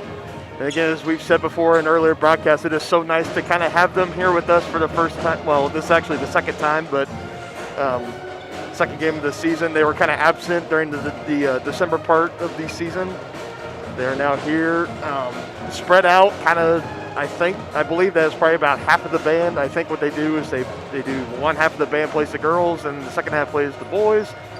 I don't know, I could be wrong, but nevertheless, it is just great to have a live band, live music here, bringing that kind of little more sense of normality here in a season where it has just been absolutely anything but normal.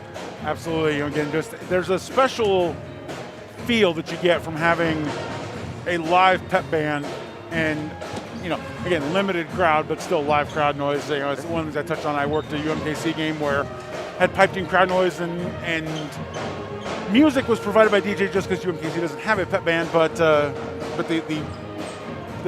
faux crowd noise was just hard to deal with. So at least having this atmosphere and nice, and again, it's a great thing for, we talk about the student athletes on the court, but again, the student athletes, and I call them student athletes in the band because they work just as hard as the folks on the court, getting to take part in that high school experience. So again, great to have them here, and it helps get the players fired up too.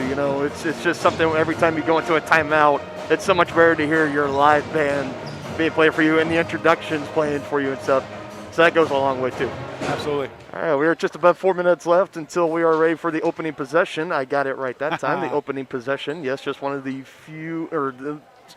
one of the many changes we have made to this season due to the COVID protocols. So last time we saw the Chieftain squad, John, it was just absolutely fire from all over the court. Players were shooting it up. Tell me your thoughts about Zane Novotny and the way he really stepped up last Friday against Ottawa. I mean, Zane just kind of had almost a, don't want to say breakout game too early, but again, he was definitely feeling it. Again, capitalizing on the return of Dallas Bond, but he was able to kind of direct traffic, hit shots from outside when he needed to.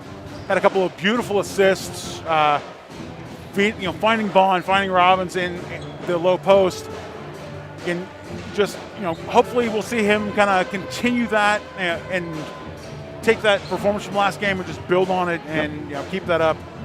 It was definitely refreshing to see him kind of get out there. We saw him kind of a little out of rhythm towards the end of the December season, and to start off, last Friday doing it, assists, scoring, shooting, anything he did, it was just about perfect. Hopefully you see that more from the young man tonight. On the flip side, we got Piper, and as we talked about, they got a lot of championship experience over on that side of the ball. As I'm looking down, a lot of the guys that would have been freshmen and sophomores during those championship runs are now juniors and seniors. Talk about it, John. What is the importance of kind of having not only that upperclassman leadership on the squad, but also kind of having that upperclassman, leadership that has been there and kind of done that? Well, it's anything. We talked about in the girls' game. I talked about the kind of inexperienced ball handling from the post players. Kind of take that as an example and expand it on the team. Piper, with that experience from our seniors, they know they've been in the high pressure situations. They know how to kind of respond to setbacks. They know how to find rhythm when they're not not hitting on their offense or not connecting, not firing on all cylinders.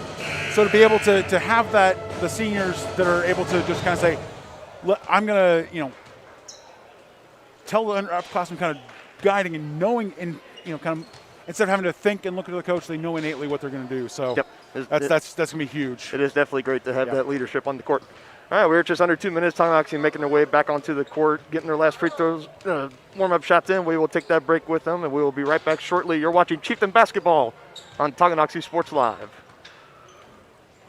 Midwest Chiropractic Center in Tonganoxie is ready to get you back to being the active, energetic person you want to be. Midwest Chiropractic offers a friendly and caring environment with the most comprehensive care for your chiropractic, rehabilitative, and fitness needs. Dr. Robert Shook and Dr. Daniel Haug at Midwest Chiropractic Center care about your health, and their approach to care proves it. To schedule your appointment, call 913-369-0022 or visit them at mwchiropractic.com. Shop local and save at Brothers Market in Tonganoxie, where we treat you like family.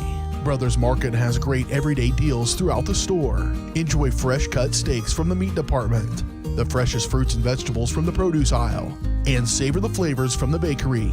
Check out their weekly ad to get the best deals on what you need. From apples to aspirin, Cool Whip to cool crisp lettuce. Brothers Market, open daily. Learn more at shopbrothersmarket.com. All right, welcome back here to Tonganoxie, Kansas. We are now under a minute until the opening possession. We are going to turn it over now to Mr. Morgan, our PA announcer for tonight, and let him take it away for starting lineups and the national anthem.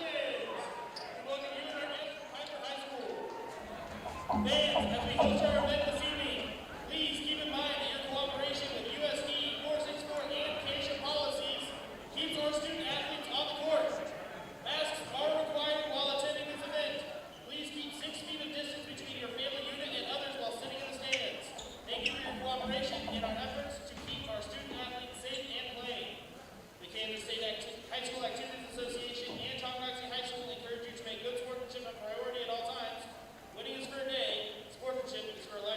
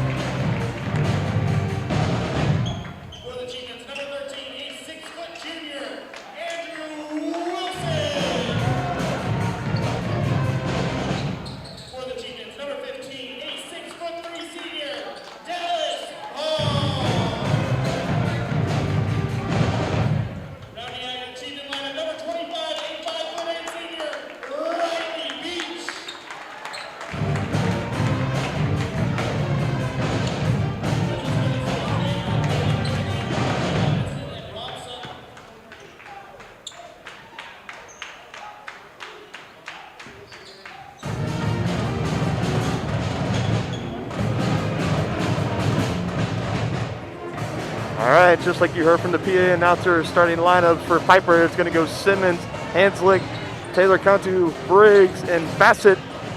And for the Chieftains, it's going to be their regular usuals, Poggi, Robbins, Wilson, Bond, and Beach.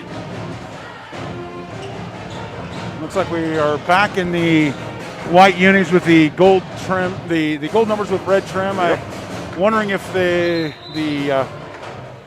might have gotten a little slap on the hand for the. I hope not. I mean, they're gorgeous. They're gorgeous, but again, hard for the statisticians to. At the end of the day, they're just uniforms. And with that, we are underway here in Tonganoxie. Thank you for joining us on Tonganoxie Sports Live. So Piper's going to get the opening possession here. And a good physical play early, and going to the line will be Jerron Briggs as he's going to try for the old-fashioned three-point play.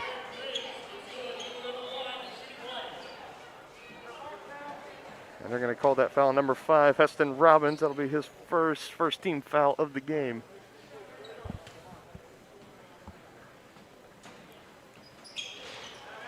You know, we talked about it, John, right away. We said this game was going to be very physical very early on. First possession of the game, an early drive to the basket, going through contact. Yeah, again, not a lot that Robbins could do there. Getting his hands up, trying to stay down low, but Yep. Chieftains will definitely have their hands full tonight. As you can tell by looking at Piper, they are definitely a team that has length, that has strength, and it is distributed out pretty evenly throughout the whole roster and the whole court. As here's Robbins, he's going to try to contest 3, and good! Nothing but the bottom of the net. And he was guarded there by Aaron Simmons. Here's Piper working around the perimeter. Here's Briggs working the moves. He dishes it out to Bassett. Bassett's going to take the corner 3 himself. Had to make sure that was a 3 and not a 2. Fast and furious action right out of the gate here in Tonganoxie. There's Beach. He's taken on by Taylor Cantu. Taylor Cantu will have his hands full tonight as Riley Beach can be an elusive player on the court for the Chieftains. That play right there, no good. Here comes Hanslick as he's going to give it now to Simmons. Almost lost the ball there. Here's Briggs back out to Simmons. Shot no good. Down low pressure to Bassett. Collects. Goes back underneath the basket and finishes. My sympathies out to number 15, Dallas Bond, as he's got to handle that big boy all night long. And the thing I was going to say, big presence in the post, but as we talk about Dallas Bond able to find it, but think about Bassett is he saw him step back and stroke that from the corner, that triple earlier. Not often you see a big man with the shooting touch like that. Could definitely be versatile as Peyton Hanslick drives in on Andrew Wilson and finishes for 2, and Piper offense is hot out of the gates.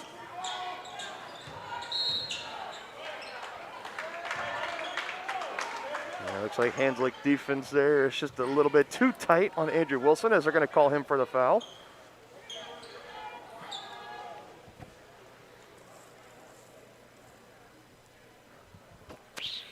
As we see both players as we're waiting for the inbounds, they're just talking to each other at a good sportsmanship.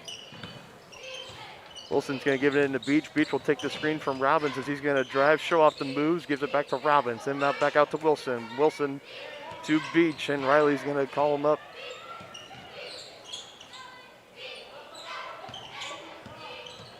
As we've seen with this Chieftain team, John, when they get hot, they get hot! From NBA range. Riley Beach letting it fly.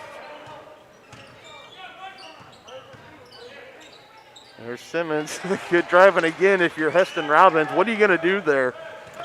That's just big boy basketball. No other way to put it. Riley Beach trying to show what he can do as he gives it to Robbins. Risky pass there, corralled in by Poggi as he drives in. May have been trying to pass it to Bond. Officials call it Piper ball, but Poggi not agreeing with it, and same with Coach Jones as they're saying it might have been kicked off of somebody in purple.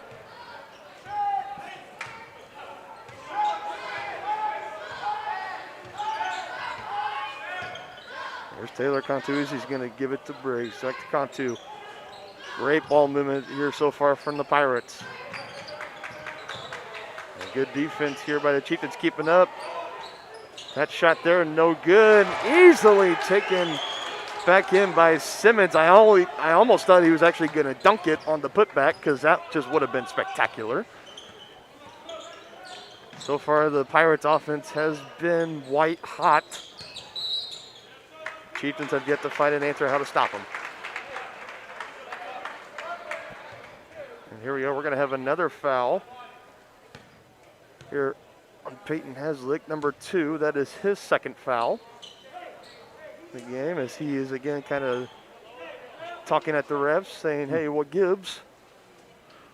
We have our first substitution. Have a seat early due to a little bit of foul trouble. And And we're going to have our first substitution of the game. Jamie Tyson will be coming in. We do not have heights for the gentleman here on the visiting Piper Pirates. Robbins' three there is no good. Simmons was calling for it. Taylor Cantu didn't quite see him. He's going to try to take it himself. Lost handle of the ball. And they're giving possession to Tonganoxie. Here comes Zane Novotny. After a very great game on this past Friday at playing against Ottawa, excuse me for my tripping up on my words here. Still coming for the Chieftains, giving Andrew Wilson a spell on the bench.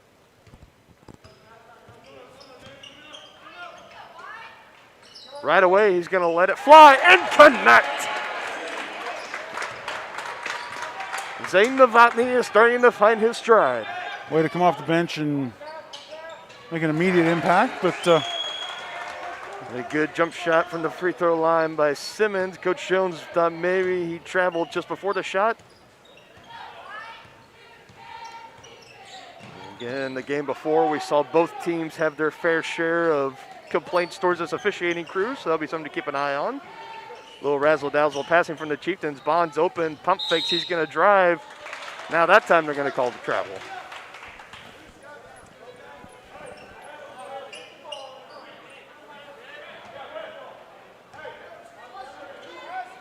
Briggs inbounds to Taylor Cantu, and he will bring it up the court. Beach will meet him as he gives it to Tyson. Tyson's looking. One-handed snag by Poggi, and Poggi's driving. He's going to try to lay it up. No good. Fairly light contact, too. I like the no whistle. And here comes Briggs. Oh, my goodness. Showing off the fancy handles, but cannot get it done on the shot. Now here's Novotny behind the back, finding Poggi to Beach for 3. No good. Tipped out by Robbins. Cannot be collected by Bond. Here's Briggs again. He's going in. You're going to call a blocking foul on Bond. It will stay on the floor. And Dallas Bond is doing a great job getting in front of the motion there, and telling you, even if you take the foul there, as long as you perform the shooting motion, you're, Yep.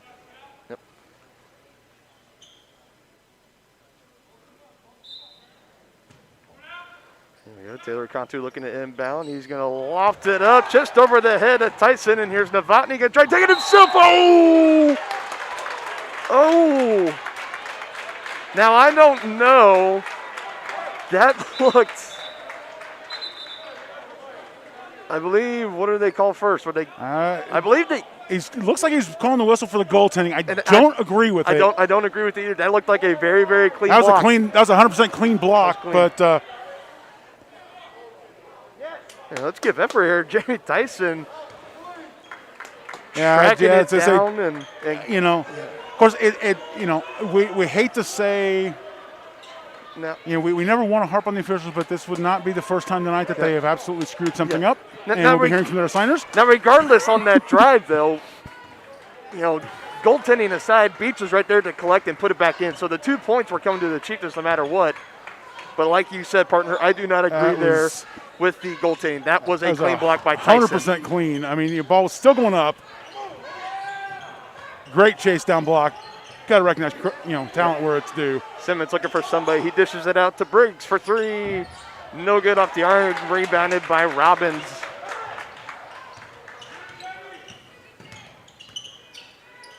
Novotny takes it from Beach for 3. And no good. I think I would have liked to see the offense get a little more set up on that possession. Here comes Simmons. Bond tries to set his feet, and he gets the call. Great job there by Dallas Bond, setting the feet, taking the contact. Chieftain basketball.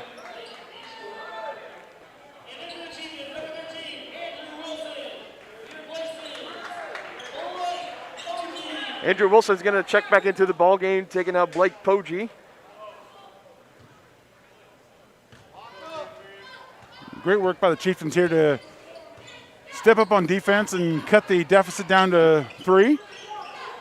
Yeah, so far tonight, they have probably heard from their coaches the challenge that Piper presents, and so far they have been up to that challenge tonight. Novotny's going to try his luck again.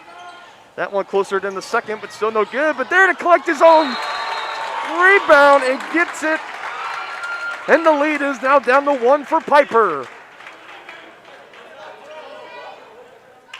And now what? I'm going to, as I say that, Okay, what is there to talk about here? I don't. What do we have to talk about? So it looks like Piper's called a timeout, but again, I don't know. I mean, I didn't see a foul. What I saw, again, I've got the benefit of the monitor right here, but looks like Taylor Cantu came down with the rebound, and then Novotny just snuck in, grabbed it, put it back, and I'm not sure. We'll wait to see what the officials shake out here. And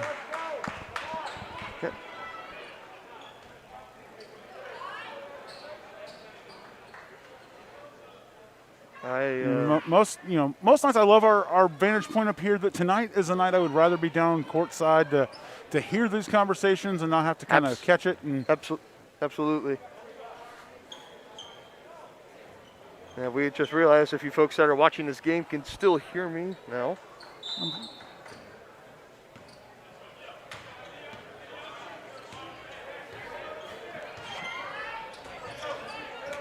We're good.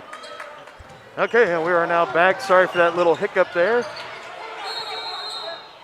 We saw a little bit of a loose ball there. Riley Beach going to the ground to collect it and quickly calling the timeout. A smart play from the senior.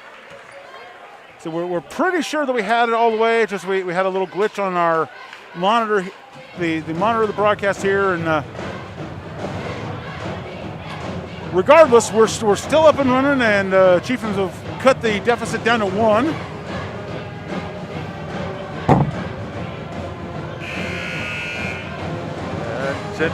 And just like we anticipated, fast and furious action right out of the gate. Seemed like Piper scoring on every possession they had. The Chieftains had an answer for just about everything.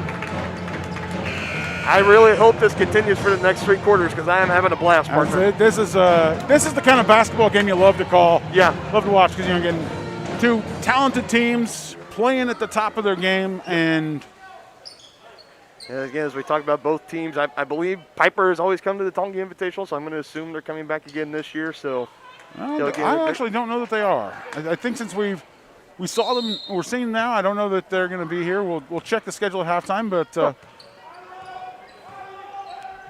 nevertheless. But this game could also have implications to later in the season when it comes to deciding who is the winner of the Frontier League. Wilson taking the 3. Strong off the back iron, no good. Tyson collects the rebound over Briggs. Taylor Cantu's going to have the ball start up at the top.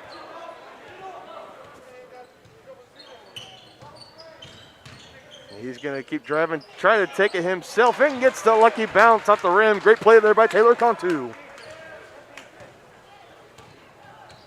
We're approaching 35 seconds left here. Beach and company could try to hold on to the ball, make this the last possession of the first quarter. Thought about taking it. Dishes it down to Robbins. Wasn't expecting it. Taking it off his face. Good to see everything's okay. They'll stay down here in possession of the Chieftains. Blake Poggi checks back into the game for the final seconds of the first quarter. Taking out Dallas Bond. Now let's see what the Chieftains have designed here. Poggi tried to high point that ball on Simmons, and he loses that battle, and Simmons is still down. Looks like he might have got a shoulder or an elbow or something to the gut as he is wrenched over in pain. Holding his shoulder, and assistant coach and athletic trainer come out, and It's good to see that young man is back up. And good as stepping off to the side, get a little bit of a look from the athletic training staff. It looked like he might have just lost his breath, so hopefully we look forward to seeing that young man back in the action tonight. There's Cantu, Beach, and Novotny threatening to come up, maybe trying to trap. Instead, he dishes it out to Tyson, whose three is no good. Try to collect low by Bassett. Novotny, pull up, shoot it. No good. Novotny had it in his sights, just couldn't quite connect. Don't worry, folks, we have 3 more quarters left to play tonight. Piper has the early advantage, 18-15 at the end of one. You're watching Tonganoxie basketball on your news home for Chieftain Athletics, Tonganoxie Sports Live. We're local, and we do what we do because we care about you. Think of us as brokers for your insurance needs. Working with Kansas Insurance gets you the award-winning service and attention to detail that only an independent agency can provide. All across Kansas, we're here to help you manage and plan for all types of risk. Contact a local agent today. Kansas Insurance. Local, independent, serving you. With the First State Bank and Trust mobile app, you can bank from anywhere. Check your balance while you're waiting in line here, or transfer funds while you're here. Forget to pay that bill? Pay it from here. Don't cut your visit short to go to the bank. Make your deposit from here. And remember, you're always welcome to bank right here. Did you know First State Bank and Trust has donated over $112,000 to Tonganoxie schools? Every time you swipe your Tonganoxie Chieftain debit card, we donate. For more information, visit us at firststateks.com. Member FDIC. And welcome back here to Tonganoxie High School. We got a great ball game so far. Pirates have the early lead, 18-15 over the Chieftains. If you happen to miss this first quarter, we apologize because it has been absolutely electric. It's just like my partner said during break, these are the type of basketball games that you like to call. Hopefully this continues. Great ball movement here by the Chieftains. Wilson's going to take the shot. Count it! The rarest of rarities in basketball, a 4-point play opportunity. Saw it right away. Want to make sure I get the, yes, they're calling it on number 10. That'll be Jerron Briggs. He came soaring in for the block and instead collided with Wilson. And Wilson just being almost automatic from three-point range on that one. And like you said, some of the rarest plays from basketball, a 4-point play on the line here.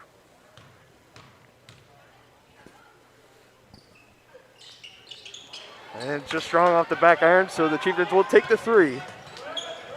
Tyson collects and brings it up the court. He gives it to Briggs. Now back to Tyson. And now back to Briggs. Chieftains sticking, looks like with a very tight zone defense. Tyson works his way in, takes the jump shot, and good. While Tyson might not look like the tallest man on the court, he definitely has the hops there. And Beach answers with a layup on the other end.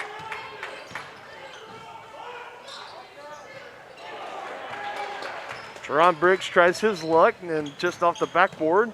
Novotny tried to soar back into Poggi and hold on a minute. I'm pretty sure that the baseline official is going to get overruled. Or not. Man, you know. No. What? Oh, no. Hey, you know, we saw Tonganoxie get 2 free points at the end of the half of the girls' game, so, you know, the bar is kind of low tonight. Yeah, and it just got lower, if that's even possible. All right, anywho, here's Taylor Cantu. He's going to give it in to Simmons. Simmons going to try to go through the double team, and instead is going to be called for the travel, so the Chieftains end up getting the ball back anyways.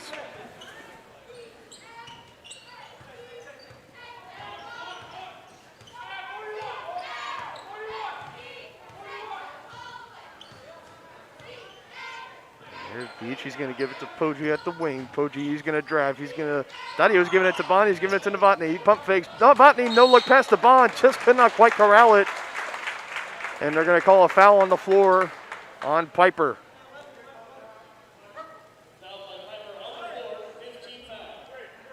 They're calling it on number 23. It'll be Lance Bassett. That'll be the 5th team foul on Piper. 2 more, and the Chieftains will find themselves in the 1-on-1 bonus. Entry pass from Novotny to Poggi. Poggi taken on by Gibson. He's going to dish it back out. Again with the handles from Novotny there, Mike. My goodness. Behind the back, through his legs. That three-pointer there from Poggi looked like it was going in, but just got too much of the back iron and no good. Simmons gets the nutmeg as it goes right through to Poggi to Wilson to Beach. Fakes the pass. Oh, what a pass! My goodness! Poggi just sitting right open under the basket, and excellent vision to find him there.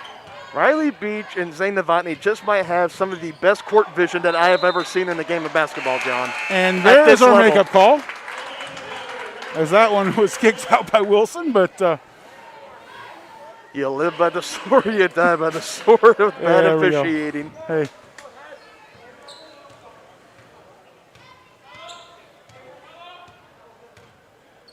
And Novotny, he's going to go back to the bench for a well-deserved break. Chieftains have the 2-point lead, 22-20, looking to expand it here to a 2-possession lead on this possession. Beach taking on Tyson. He drives. Great pass to Bond, who takes on Bassett. Goes up and under the basket, and then they're going to call it on the floor.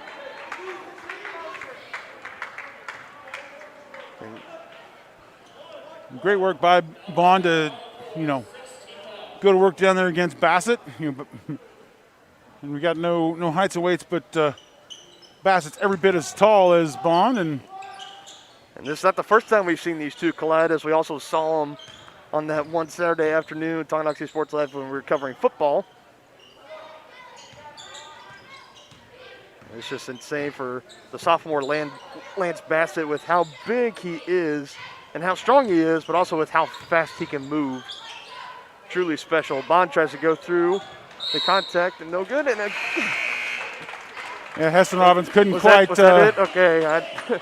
Couldn't quite get a hold of it. Came off of his head, but he rolled off of his hands out of bounds. And all right, Novotny checks back into the game after his breather and takes Riley Beach out. And Piper looking to respond here. Briggs says, "I'll do it myself because I'm a big boy." Jerron Bergs with the three there, and Piper now has the lead, 23-22.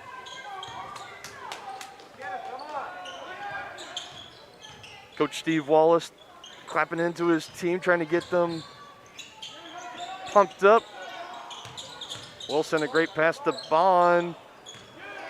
And Bond tries to get it into Robbins, who can't quite collect, but it inevitably goes back. Oh my goodness. And like I said, folks, this officiating is not just going one way. That probably should have been a back, over-under backcourt violation, whatever you want to call it. I'm blanking right now. Briggs again going through the contact. A little bit of a sloppy layup there, and now the Piper parents are going, hey, what gives? I have honestly just kind of given up here. I'm just here to call a basketball game. Wilson trying to tightrope the baseline and just could not do it. I go back to what I said last Friday. One of the things I share with my students is I'm teaching them on the statistics side, but also this as well. Our job is not necessarily to understand the insanity on the court or know whether it's legal. Our job is just to describe it. Amen to that. And make sure it's recorded. Errant pass there by Peyton Haslick, as I believe he was looking for Bassett, cutting across the baseline. Bassett wasn't expecting it. Another turnover for Piper.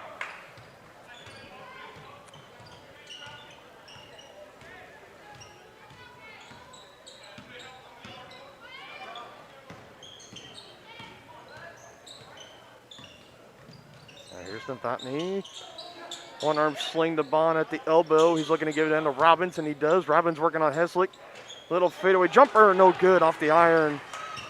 And taken in by Briggs. Briggs driving. Were the feet set again? Yes, they were! Another charge drawn by Dallas Bond as he holds up two to the bench saying, look at me go.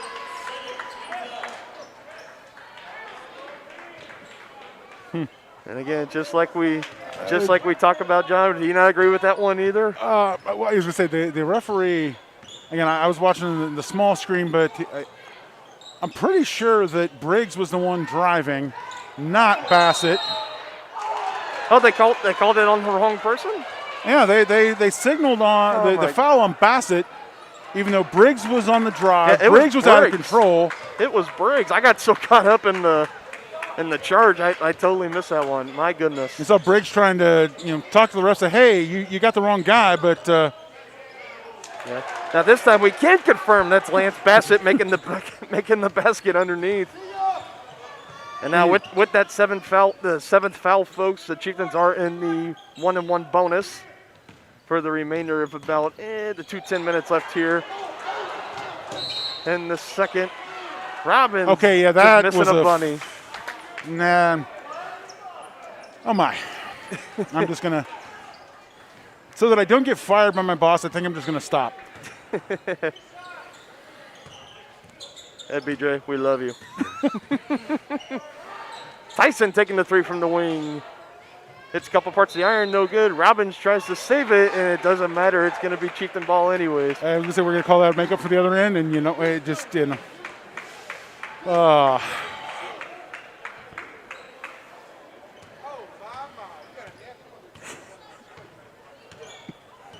we have our crowd mic and stuff. We are over here kind of closer to some Piper parents, so you may hear some objections to some calls. Beach for three.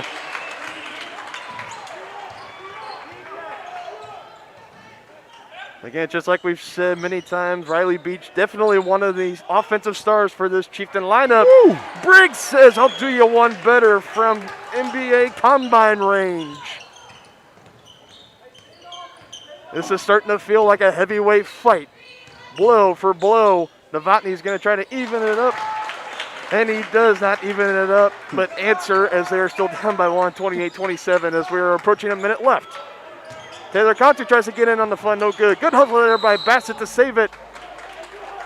And they're going to call a foul on Blake Poggi, and again, I'm not sure about that one. Yeah, I think Poggi made contact as he was reaching in. It's a lot lighter contact than we've seen let go, but hey. Yeah. Andrew Wilson's going to be chucking back into the game, finish this last minute of the second quarter. Poggi did try to get a hand in to stop, but just was not. Again, airmails that one. Briggs, Johnny on the spot, puts it back in, and the lead is back up to 3.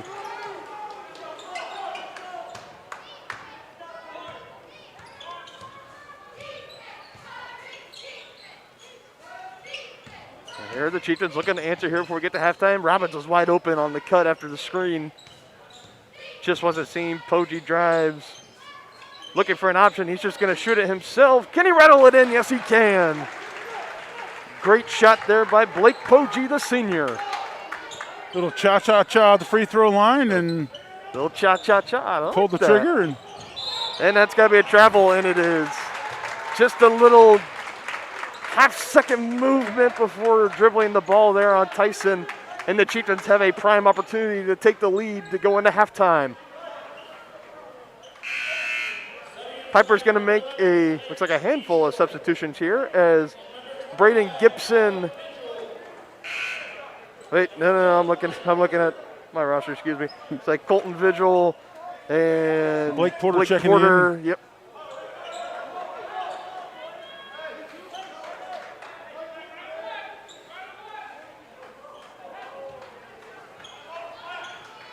Smartly rolling the ball, about by him another second or two.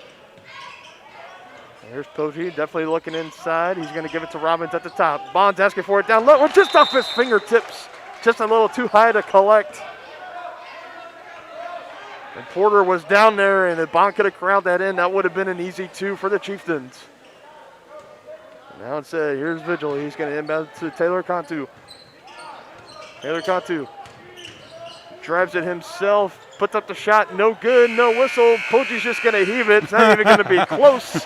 That'll hurt the field goal percentage, but who cares? Nah, I see that's one of those things. Scores discretion. He has to get set. That's a no shot. No shot.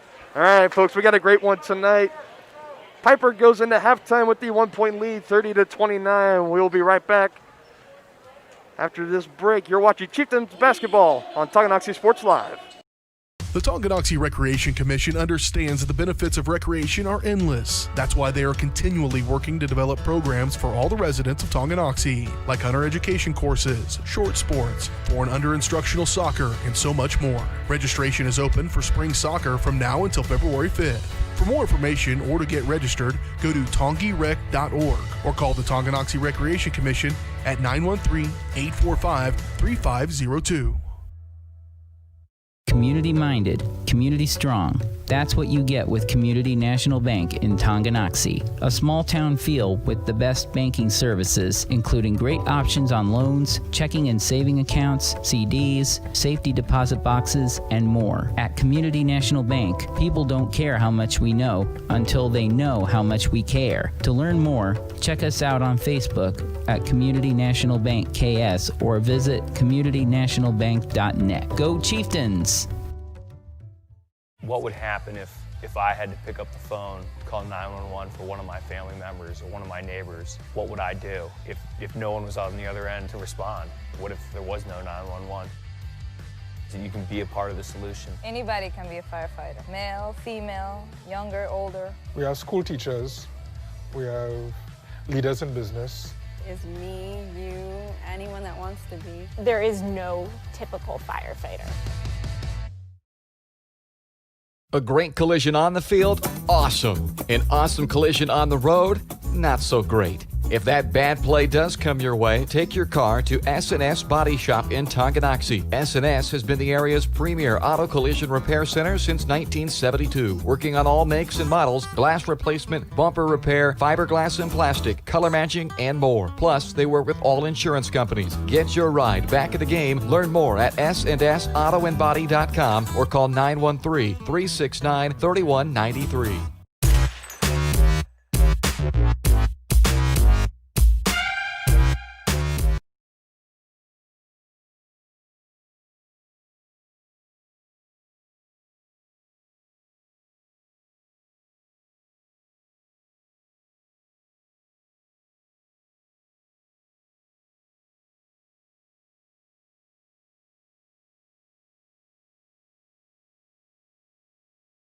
Again, alongside John Rushkov, I'm Dylan Funk as we're here for an absolute thriller of a ball game. If I got to sum it up in the, for the first half, if anybody that missed it, Piper has the early lead, 30-29, but it has definitely been a back and forth contest all night long. And like I kind of said before, it reminds me of like a heavyweight fight. I mean, it's 2 heavyweight prize fighters just trading blows at this point. Yeah, it's, again, Piper came out on fire to start the game. Tonganoxie a little slow out of the gates before finally managing a response, but then when they did with authority, coming back to assert themselves. Took a lead for a brief bit in the middle of the second quarter there, but this thinking about other games we've covered this year, this reminds me a lot of football down in Paola. Again, two top ranked teams. Tonganoxie's got a great year, coming in with a 4-1 record, perfect Frontier League record. Piper, again, also has a perfect Frontier League record, albeit they've only played 1 game. But they've got the history behind them, and this is one of those things that feels like this is going to come down to who has the final possession. Mm-hmm. It's just one of those things where it's a hard-fought contest, and it's exciting to watch, exciting to call, and we're just glad to bring it to you on YouTube, and hope you guys are enjoying it. Yeah, absolutely, partner. I couldn't have said that any better. And of course, football and basketball, 2 completely different, separate sports, but like we saw that Paola-Tongi game, the winner of that game, it was really, really decisive when we got to the end of the year and we started talking about playoff seeding, Frontier League, Frontier District champions. So in this game, it could potentially be like that too, because if I look across the standings, and the 2 teams that really stand out to me right now in the Frontier League, it's Tongi and it's definitely Piper. There's a few other teams in the mix right now for sure, and we still got a good month of ball left to play.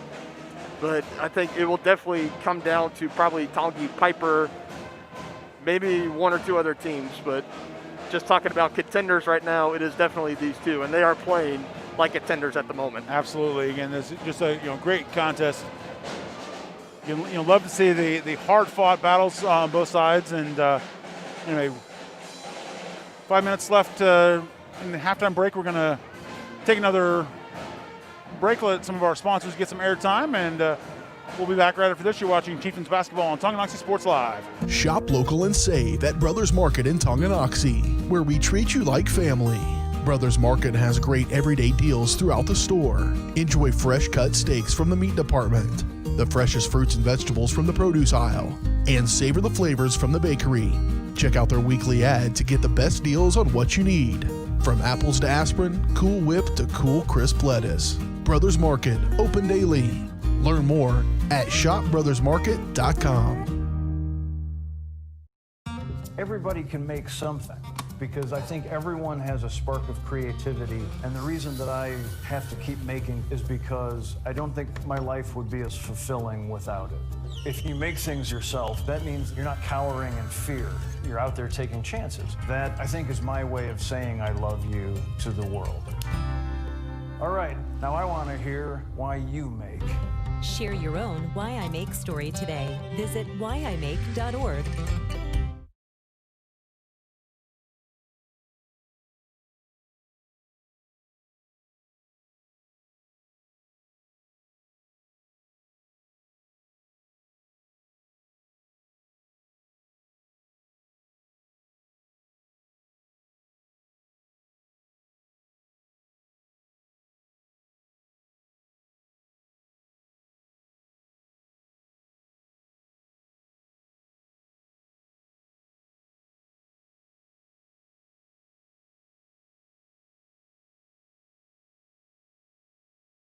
And both teams are coming out of the locker room, getting their warm-up shots in. Definitely, I hope we are in for a very exciting second half of action tonight. Just under 2 minutes, or just under 3 minutes, excuse me, until we get started with the third quarter. Partner, you got some news you want to talk about for the... Absolutely. Again, we're super excited again. Basketball at the high school level is it's got a blessing, kind of those mid-season invitational tournaments as we bring the 62nd annual Tonganoxie Invitational. We're going to be bringing every contest to you next week. Things get started on Tuesday night as over in the East Gym, top half of the bracket, DeSoto takes on Eudora at 4 o'clock. In the West Gym, also on the top side of the bracket, Wamego takes on Bonner Springs with a 6:30 tip-off. Metro Academy versus Jefferson West will open up the action in the West Gym at 4, and then Tonganoxie takes on Holton, 6:30 in the East Gym.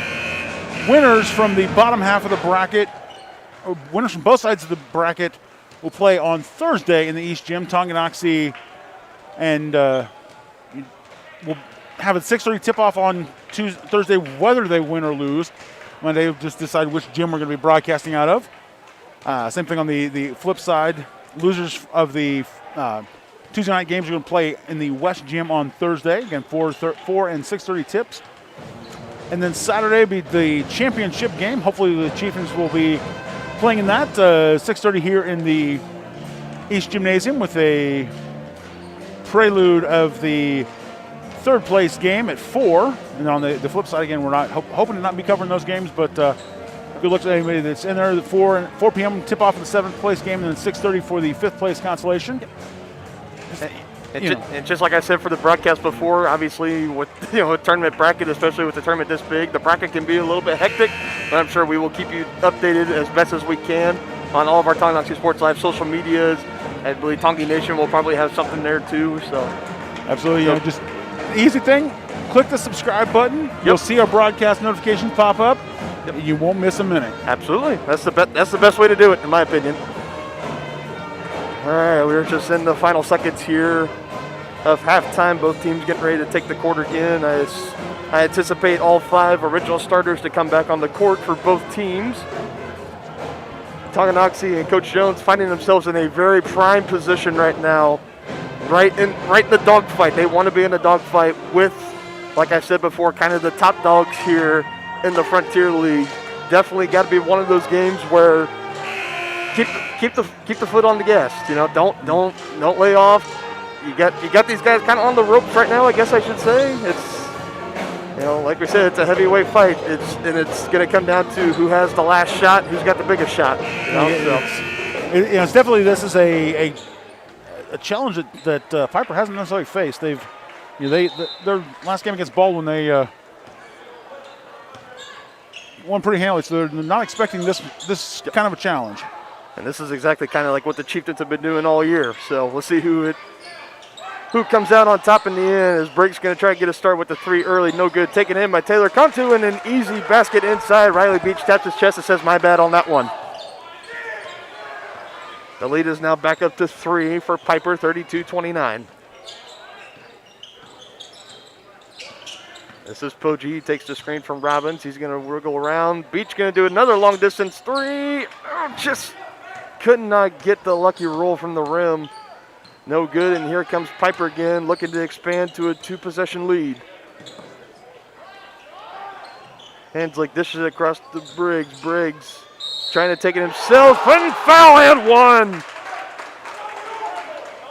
Very similar to the start of the first quarter. Briggs taking it himself, drawing the contact, and finishing. That'll be the first team foul for the Chieftains this half, and that will be the first on the night for Andrew Wilson.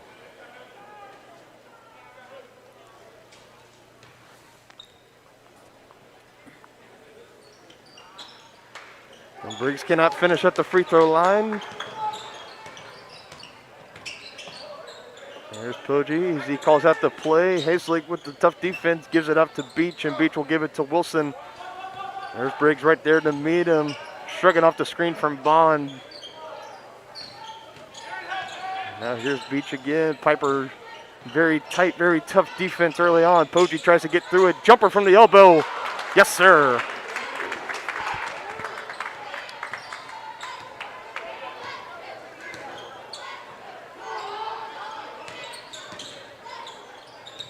We'll pass inside to Briggs. He gives it out to Bassett. Bassett's going to drive. That's a big boy coming. He cannot finish. Taken in by Robbins, as we see again. Bond picking himself up off the floor. Ooh, big block there by Peyton Haslett. Wilson waving his arms, trying to get the ball.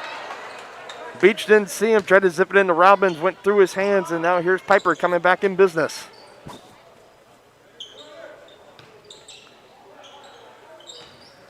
This is Briggs, little jumper. No good, taken in by Simmons with the long reach.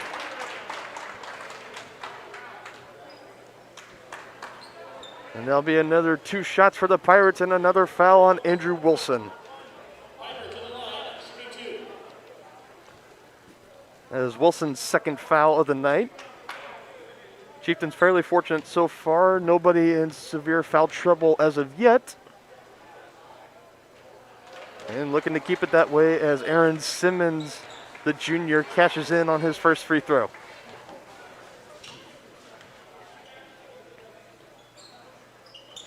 And again with the second. Chieftains looking to answer here. Do not want to dig too deep of a hole against this very talented Piper Pirates team.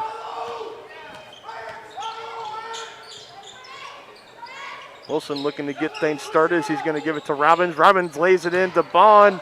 Bassett's there to meet him, and he goes up anyways and finishes. Great strong work there inside from Dallas Bond. Not only was Simmons down there, but the big sophomore Bassett was down there as well. Great job again. As we talked about Dallas Bond, a very physical, very broadly structured player for this Chieftain team. Good job going through the contact as Taylor Cantu answers with a 3. And one of the larger leads of the night for Piper is they're now up to 6.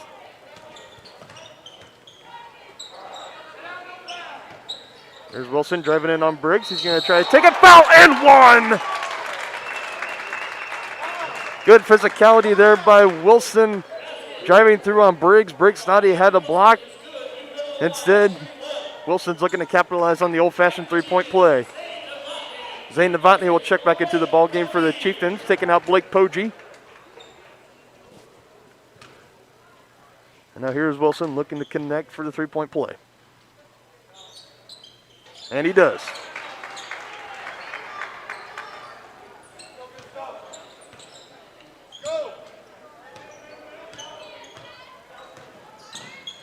Kantu gives it to Hanslick. Hanslick pump fakes. He's going to give it to Briggs at the stripe. Now to Simmons, taken on by Wilson. Going up to the contact and finishing.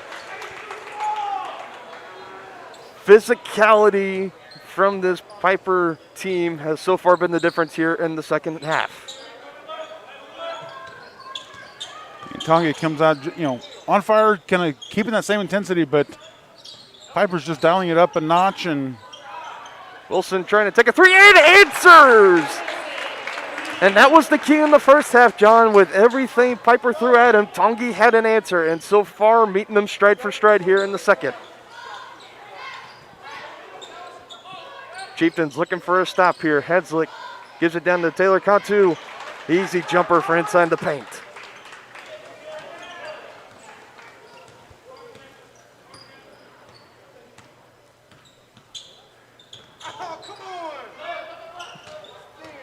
Novotny taken on by Briggs. He's going to take the screen and take the jump shot from three. No good. Novotny just trying to poke the ball away there from Hanslick, and it wasn't any good.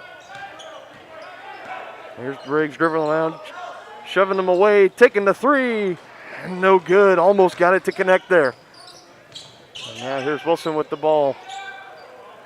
A little bit of an elbow thrown there, but no call from the official. Novotny tried to give it to Wilson. It was tipped away. It could be flight time. And a little dunk there. The cherry on top for Aaron Simmons. Beach was in pursuit.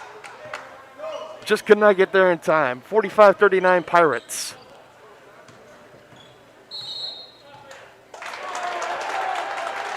Now we're going to have another foul here called on Novotny, and that one just might have been out of frustration. Yeah, you see Dallas Bond kind of getting there as Novotny's trying to figure out what, talking to Coach Jones, seeing what did I do. And again, Bond smartly pulling Novotny out of the fire and possibly saving the young man a technical. And definitely, and in close games like this, you got to keep a cool head. You cannot afford to, like you said, get those technical fouls and just keep putting your team in a bad position to win. Here's Briggs driving in again. Could not get it to go over Robbins, and Novotny collects, and the Chieftain offense is looking for an answer. Down by 6. Here's the razzle-dazzle from Novotny. Good pass to Robbins and to Poggi. Back to Novotny. Piper bench asking for maybe a little bit of a hook there on the drive by Novotny. No call there. Poggi drives himself, no good. Taken in by Simmons. And here comes down the court Briggs again. Good pass to Taylor Kantu, and he finishes. The Piper bench is fired up. Coach Jones is going to want to take a timeout here as this team is starting to fall behind. Full timeout.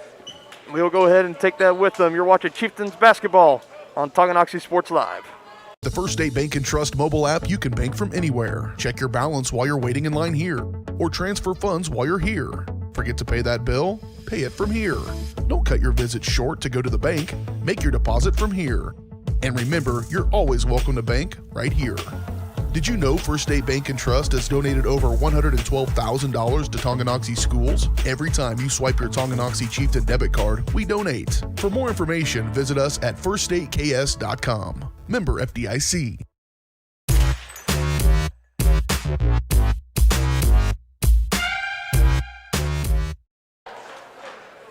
And welcome back here to Tonganoxie, Kansas. Tonganoxie Sports Live is presented by Kansas Insurance. At Kansas Insurance, you'll find personalized coverage designed just for you. As an agency, they believe in taking time to issue personal care and attention to each individual client. To see how Kansas Insurance can help protect what matters most. Learn words, Dylan. Call 913-369-6600. Yeah, it's one of those things you're stumbling over the reads the first 4 or 5 times, but then you'll start to hear them in your sleep, and they'll be part of your dreams and occasionally nightmares. Speaking from experience? Yeah, just a couple. My sympathies on the nightmares, but Chieftains finding themselves in their biggest hole of the night, down 8 to a very talented Piper team, 47-39. Poggi fakes the give. He drives in on Hanslick. He had a little lane. Could not quite capitalize. Gives it around. Now Bond has it. He's going to give it to Wilson. Wilson thought about taking the three, driving it himself with the left hand and count it.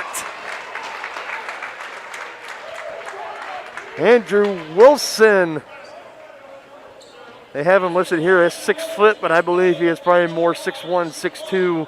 Just looking at him, but nevertheless, the junior stepping up in this big game for the Chieftains tonight. Simmons coming in hard for the block. Thought he had it, but Wilson able to just evade just enough and finishes the three-point play. Just exactly what the Chieftains needed right now, and that will be foul number 2 on Aaron Simmons for anyone keeping track at home. Speaking of the man, as he gives it to Hanslick. Hanslick, a little spin move, gives it back to Bassett. A little bit of fanciness there. Bassett looking for help. He gives it out to Simmons. Simmons is guarded by Robbins. Now Piper swinging it out around the perimeter again. Briggs taken on by Poggi. He's going to drive. Lost handle of it, and Beach collects. As we've seen many times, Riley Beach just dribbling through all the hecklers. Wilson for 3. No good. The roof just might have came off of this place. Briggs collects and finishes. Robbins just a half second behind on the attempted block there.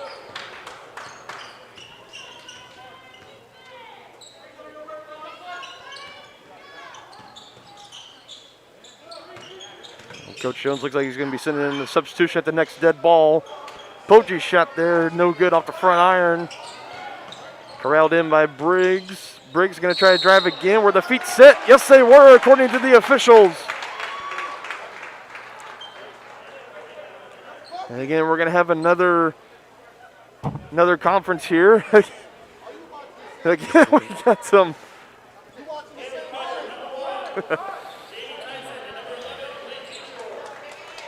All right, anywho, we got some substitutions for the Chieftains. Looks like Caleb Clark and Tylen Simpson will be checking in, taking out Heston Robbins and Blake Poggi.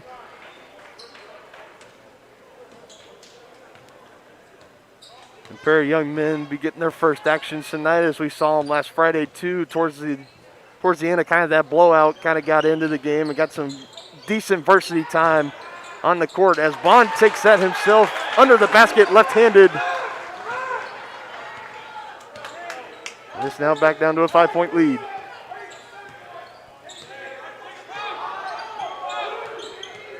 Two, one. He takes the shot. Short off the front iron, and we will head into the fourth quarter. Still a tight ball game, 49-44 Piper. We'll be right back right after this. You're watching Chieftains basketball on Tonganoxie Sports Live. Relaxing environment. With appointments throughout the day, Wizard of Paws gives your pet a one-on-one grooming experience, ensuring they return to you quickly and looking fabulous. Call Wizard of Paws at 913-416-0255 or bring your pet in for a free estimate at 612 East 4th Street in Tonganoxie. Learn more at wizardofpawsgrooming.com. At Kansas Insurance, we know one size doesn't fit all. In fact, our whole mindset is based on customized policies for you and your families. We're local, and we do what we do because we care about you. Think of us as brokers for your insurance needs. Working with Kansas Insurance gets you the award-winning service and attention to detail that only an independent agency can provide. All across Kansas, we're here to help you manage and plan for all types of risk. Contact a local agent today. Kansas Insurance. Local, independent, serving you.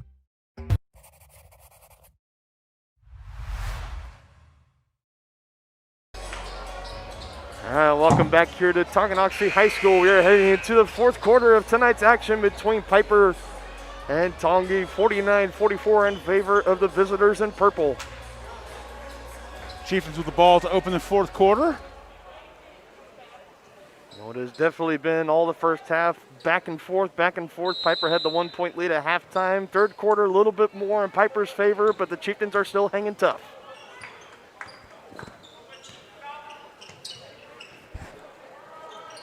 There's Beachy, gives it to Wilson. Wilson giving it back out to Poggi. This offense is looking to find that spark again and get the hot streak going.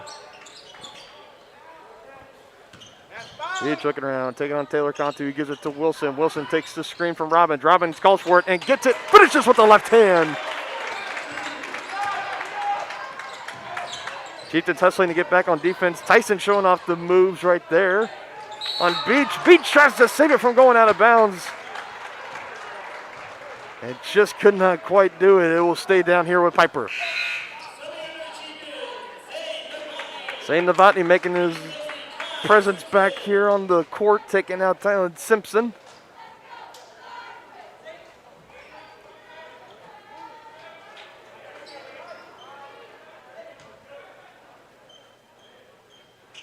Long arching pass in from Hanslick as he gives it to Taylor Cantu. He gives it to Beshore, back to Taylor Cantu. Hanslick, toe might have been on the line. No, it's a three. And another three-pointer falls for Piper. Boji trying to go to work. Instead, he's going to try to shoot himself, just no good. Robbins trying with the putback. Second effort, still no good. Big stop there for Piper. Taylor Cantu. No good, batted out by Robbins, but right to Tyson in a collision with Wilson. And just not too much you can do about that, John. Yeah, it's unfortunately, you come down and your momentum just kind of carries you in, and it's unfortunate the foul's called, but pretty easy foul to call. Yep. Dallas Bond checks back into the game, taking out Riley Beach. And Aaron Simmons checks back into the game for Piper. No, Bassett checks back into the game for Piper, giving Simmons a break. And now all of a sudden here, as we're approaching 6:30 here in the fourth, the game is starting to go in the favor of Piper. Wilson drives, couldn't get anything, dishes it back out to Novotny. Again with that fancy passing of Novotny. He's got great court vision. Tried to zip it inside to Poggi, and Tyson was there to pick it. He's going to drive it himself on Wilson. Foul, and count it!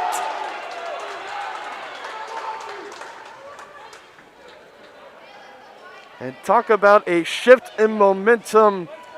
10-point lead now for Piper, their first double-digit lead of the game. And Coach Jones is going to want to take a timeout here with this squad. And Coach Steve Wallace of Piper has to be very satisfied with the way his squad is playing.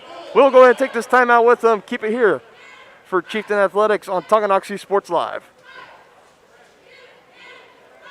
Midwest Chiropractic Center in Tonganoxie is ready to get you back to being the active, energetic person you want to be. Midwest Chiropractic offers a friendly and caring environment with the most comprehensive care for your chiropractic, rehabilitative, and fitness needs. Dr. Robert Shook and Dr. Daniel Haug at Midwest Chiropractic Center care about your health, and their approach to care proves it. To schedule your appointment, call 913-369-0022 or visit them at mwchiropractic.com.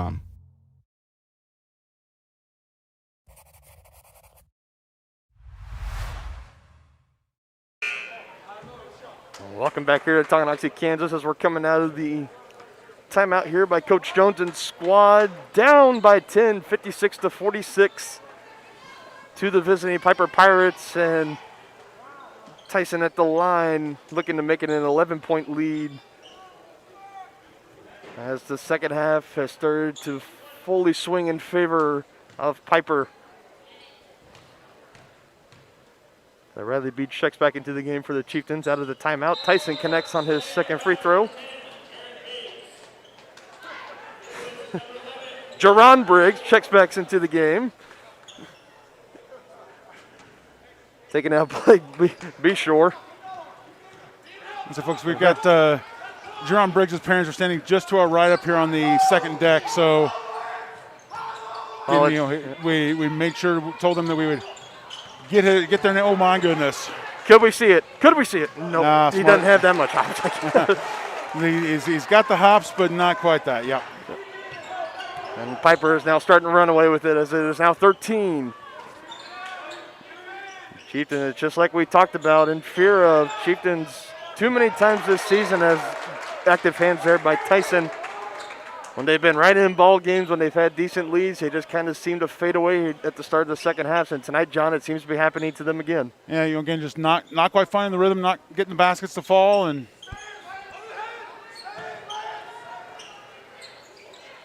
see if this possession can get the Chieftains out of the funk as Novotny throws it up and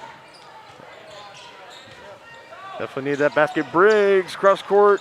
Taylor Cantu Goes up the shot. Bond thinks he was going straight up, but nevertheless, Taylor Cantu will get the call there. And that'll be Dallas Bond's second foul of the evening. Taylor Cantu going to the line to earn his 2.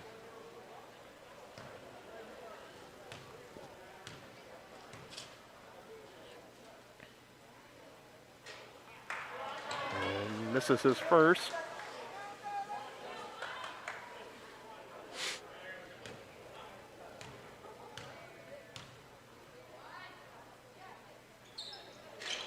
And short on the second, but Bassett there underneath to collect. Second effort works out. And the Pirates break 60 points on the evening.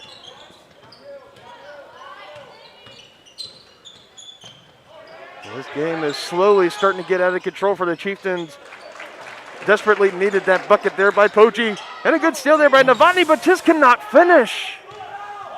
Another bunny that should have been had.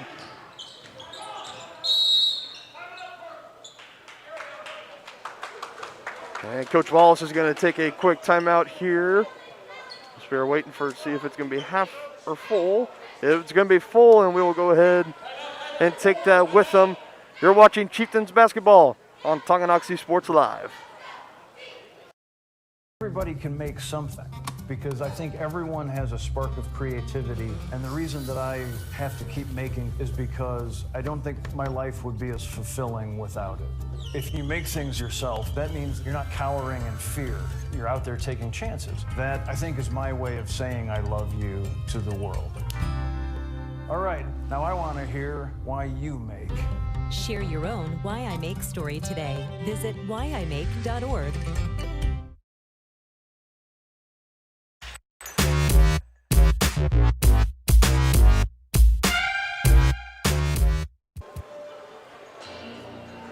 We are back here in the gymnasium here at Tonganoxie High School.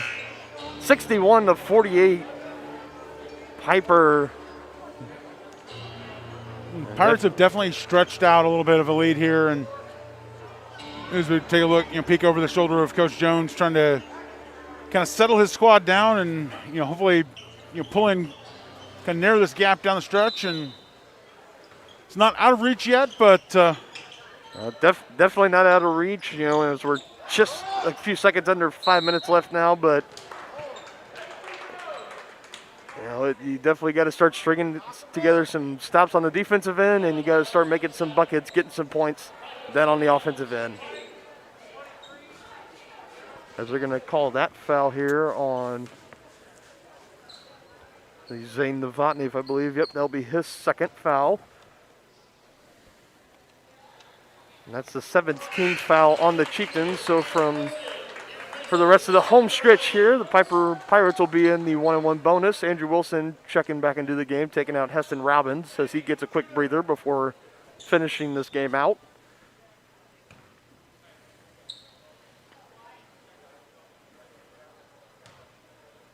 As Briggs looks to extend the lead to 15.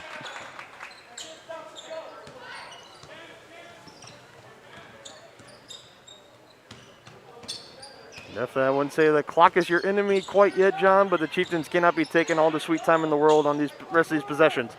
Wilson with the quick three. Nothing but the bottom of the net. Yeah, definitely have to be, again, not hustling, not hurrying possession, but definitely have to be deliberate. And that last possession was an excellent example of what the Chieftains need.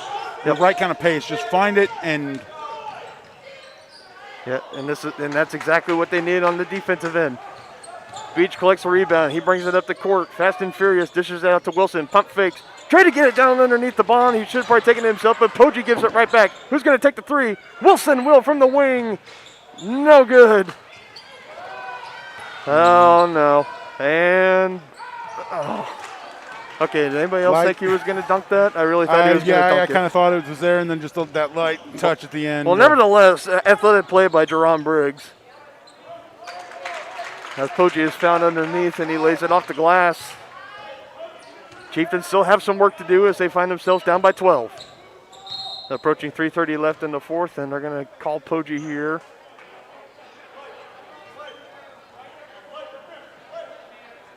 With the foul, that'll be the 8th team foul. That's his second foul of the evening. Coach Jones calls him over to the bench for a quick little earful. Lance Bassett gets checked out of the game as he's going to get a breather. Briggs is at the line looking to make his free throws, and he does. Robbins quickly back into the game, taking out Zane Novotny. As you can kind of see the frustration on his face as we've seen tonight. Maybe some parts of the game just getting under his skin a little bit, getting a little bit of that frustration. Second shot from Briggs is good. You can't see it on camera here, but Novotny pulls up a seat on the front part of the bench, talking to the assistant coaches about, trying to get him settled to get his head back in the game. So, yep. And almost a dangerous pass there, but Simmons just takes it from Robbins, and here comes Briggs and company. Here's Haslick. He's going to do a little spin, tries to lay it up, no good. Beach collects it. And right up the court, he's going to give it to Wilson. Wilson's going to try again on the three. That was a little strong. Rebound taken in by Poggi. Chieftains get a second chance.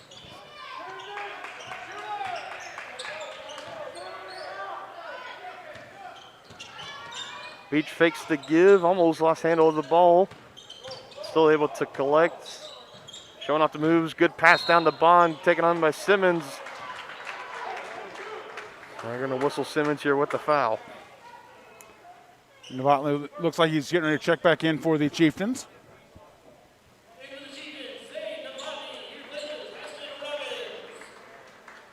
They're bringing out Heston Robbins. That's a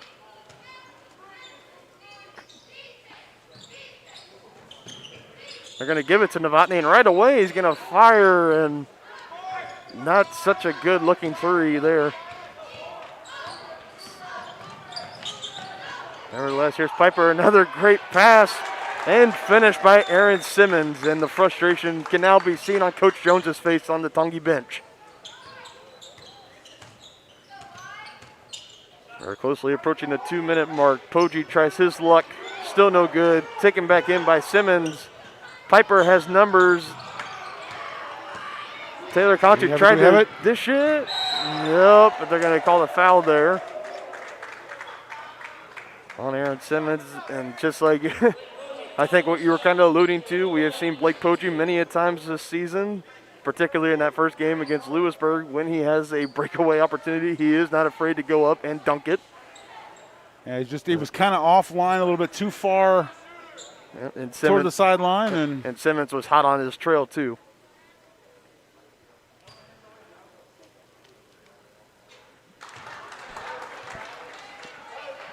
And Poggi making his first. That last foul on Simmons, according to the scoreboard up here, that is his fourth. So next one for him, and he will be kind of surprised to not see any action from the Piper bench. No, they like the lineup that they have going in, and quite frankly, who can blame them? Hanslick taken on by Wilson. He's going to drive. Looks like he dribbled it off his foot, but right to Tyson. Tyson might be showing a little bit razzle-dazzle on Novotny. Escapes the trap, gives it to Hanslick. Back down. They got Simmons down underneath, and whoop, whoop, whoop, whoop, bang. A little bit of pinball there. Kick-saving a beaut by Dallas Bond there. And the gentleman down there right behind Taylor Conti, very fortunate to not get his head taken off there by the ball as it kind of rattled in under the stands and on the sideline. Briggs could be a really potential dagger here now as time is really starting to run out on the Chieftains. They're going to need something special put together. That shot no good. Taken in for a second by Novotny. And Briggs comes away with it and the foul. You can kind of tell now by the energy and the feel here in the gymnasium, everybody's kind of starting to realize this game is not going to end in our favor. Again, as the Pirates stretch out to a 17-point lead, a minute 20 to go. It's a big hill to climb for the Chieftains to come back, but not completely insurmountable. We have seen crazier things in the world of sports, I will say, but when you're flirting close with a now 19-point lead with 1:19 left to go, specifically when the other team is in the bonus, things just not looking very well in your favor. Chieftains looking to go out on a high note here. Good pass into the corner by Novotny. He finds Wilson. Wilson drives, takes the shot, and good. If one Chieftain has had a great game tonight, it has been Andrew Wilson. Very great play here by the junior. Beach tried to poke it away from behind. He's going to get called for the foul. And with that, now Piper is in the double bonus from here on out for the final less than a minute, 59 seconds left here in the fourth.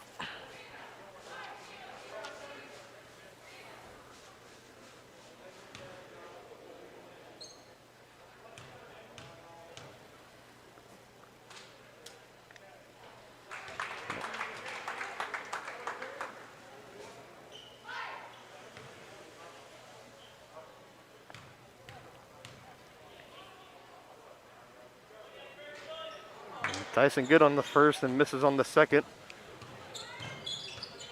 Here's Boji bringing it up the court, just kind of letting him go in and lay it up. Chieftain still showing fight. Wilson almost a dangerous collision there into the brick wall here. And it looks like another foul call, and Piper is looking to officially ice the game here at the line.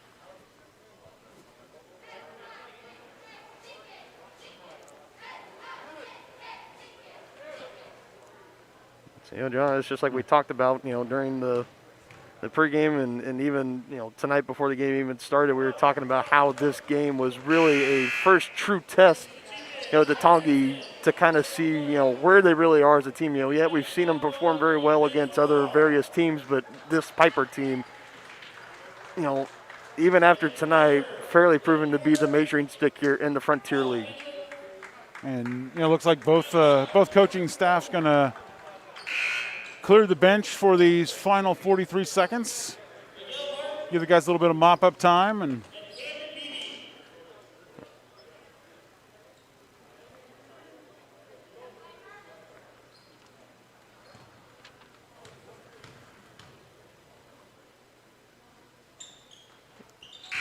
Tyson second up and good. And that will officially take out the varsity players that played the majority of the minutes tonight for both squads.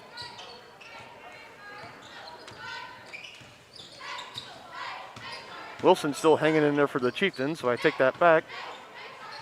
There's Mikey Conroy. We saw him a little bit in the action last Friday at Ottawa. Let's see if he can do anything tonight. He gives it to Simpson, and now here's Wilson. He's going to try to take the three short, out of bounds, and we'll go to Piper. And you saw Andrew Wilson kind of giving a little step on the back to Blake Porter. His name, good game, good game. We'll show our respect there, and obviously the Pirates going to be content to just dribble us out. And bookmark this game, because I'm willing to bet, John, outside of regular season, this is probably not the last time these two will meet. Absolutely not.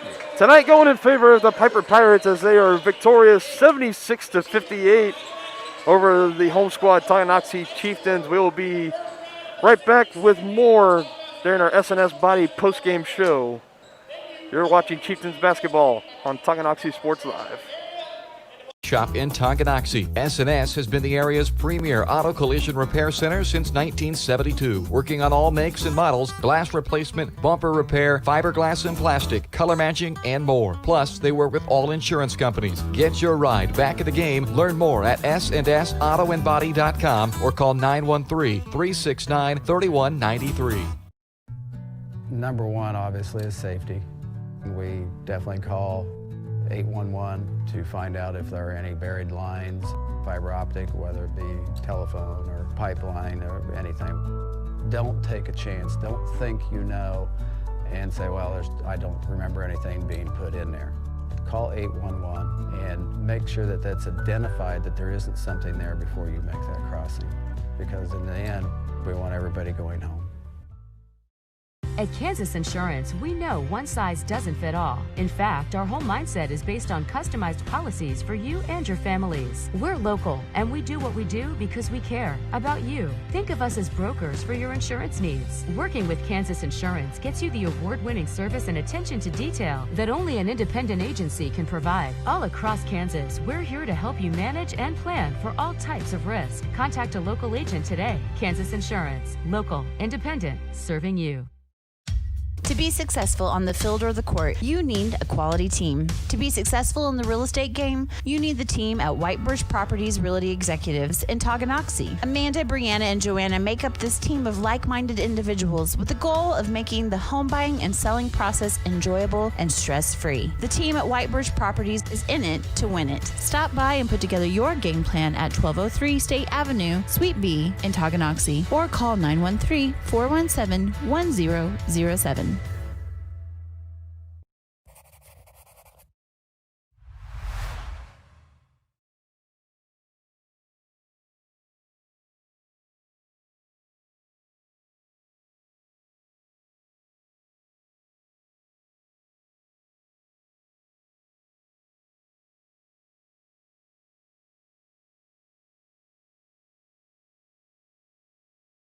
And again, Dylan Funk alongside good old JR here, closing out tonight's doubleheader between Piper and Tonganoxie. Piper taking the sweep as they won the girls and boys varsity, but kind of like we talked about, John, while the Chieftains might have come away with losses in both games, definitely building blocks and something to look up on from both. Yeah, definitely a lot to build on the performance for both teams. You know, one of the things we talked about it in pregame, and you know, talking about Tonganoxie having trouble finishing games, and you know, on its face, it might kind of look like that was the case here, but you know, not really. It was one of those things that there's times where you know Tonganoxie just they kind of slacked off a little bit against Shawnee Heights. You didn't really see that here. You know, yeah, there was what really happened is that just they kind of lost rhythm, couldn't find the touch on the shot, and Piper, you know, with the talent that they have and the history that they have, they're going to punish that. You know, again, Shawnee Heights wasn't as able to punish that performance, but you know, again, and then once it just stretched to the, you know, when you're looking at a 15, 18, 20-point deficit, yep. It just, you know, it just kind of compounds, and again, nothing to hang their heads on about this loss, but you know, again, not the way you want to go into a tournament week, right. But. Yeah, but I mean, if I'm Coach Jones, though, and I'm looking at my squad, you know, for the better part of the game, you really hung in there with probably the best team here in the Frontier League, if I do say so myself, you know. And again, like you talked about, this wasn't just Tongi, like, you know, absolutely just kind of quitting up on a game. You know, I mean, they were trading blows for the longest time, all the first half, and, well, you know, the majority of the third quarter, and then towards the fourth quarter, you know, Piper is just that good. Like, their squad, as we talked about, when they won that championship, you know, about 2 years ago and went to the finals and lost 3 years ago, you know, the juniors and seniors on this team, I mean, they were freshmen then. So, I mean, they've been there. They've seen what it takes to get to the big stage, and, you know, they see the work that goes into that.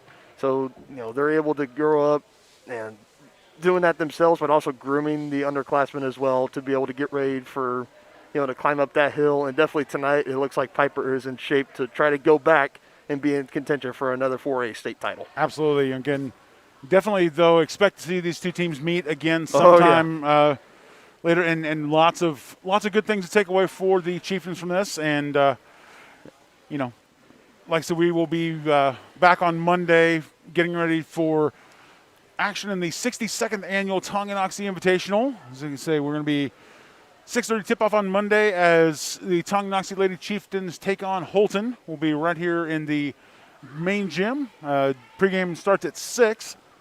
And, again, just make sure that you are right here tuned in wherever you're watching us on your mobile device, on your laptop, on your big screen TV in your home, whatever you're doing. Yep, and right now, if you haven't already, go and hit that red bell on YouTube, and anytime we start up a live stream, you will instantly get a notification to whenever we go live. You will know, so you will be able to know to watch the game. All right, so that will do it for us here in Tonganoxie. Like John said, we will be back on Monday ready for the kickoff of the Tonga Invitational Basketball Tournament. Looking forward to it, partner. Alongside John Roshkob, I'm Dylan Funk of the Harris Media Services. Thank you so much for joining us tonight. We'll see you next time. You've been watching Tonganoxie High School Athletics on your new home for the Chieftains, Tonganoxie Sports Live. Tonganoxie Sports Live is presented by Kansas Insurance, locally owned and operated. Learn more at kansasins.com. Also by Brothers Market, Community National Bank, Midwest Chiropractic Center, S&S Auto Body, The White Birch Agency Realty Executives, Physical Therapy Solutions, First State Bank and Trust, the Tonganoxie Recreation Commission, and Wizard of Paws. Thanks for watching, and be sure to catch every second of the action right here on your home for the Chieftains.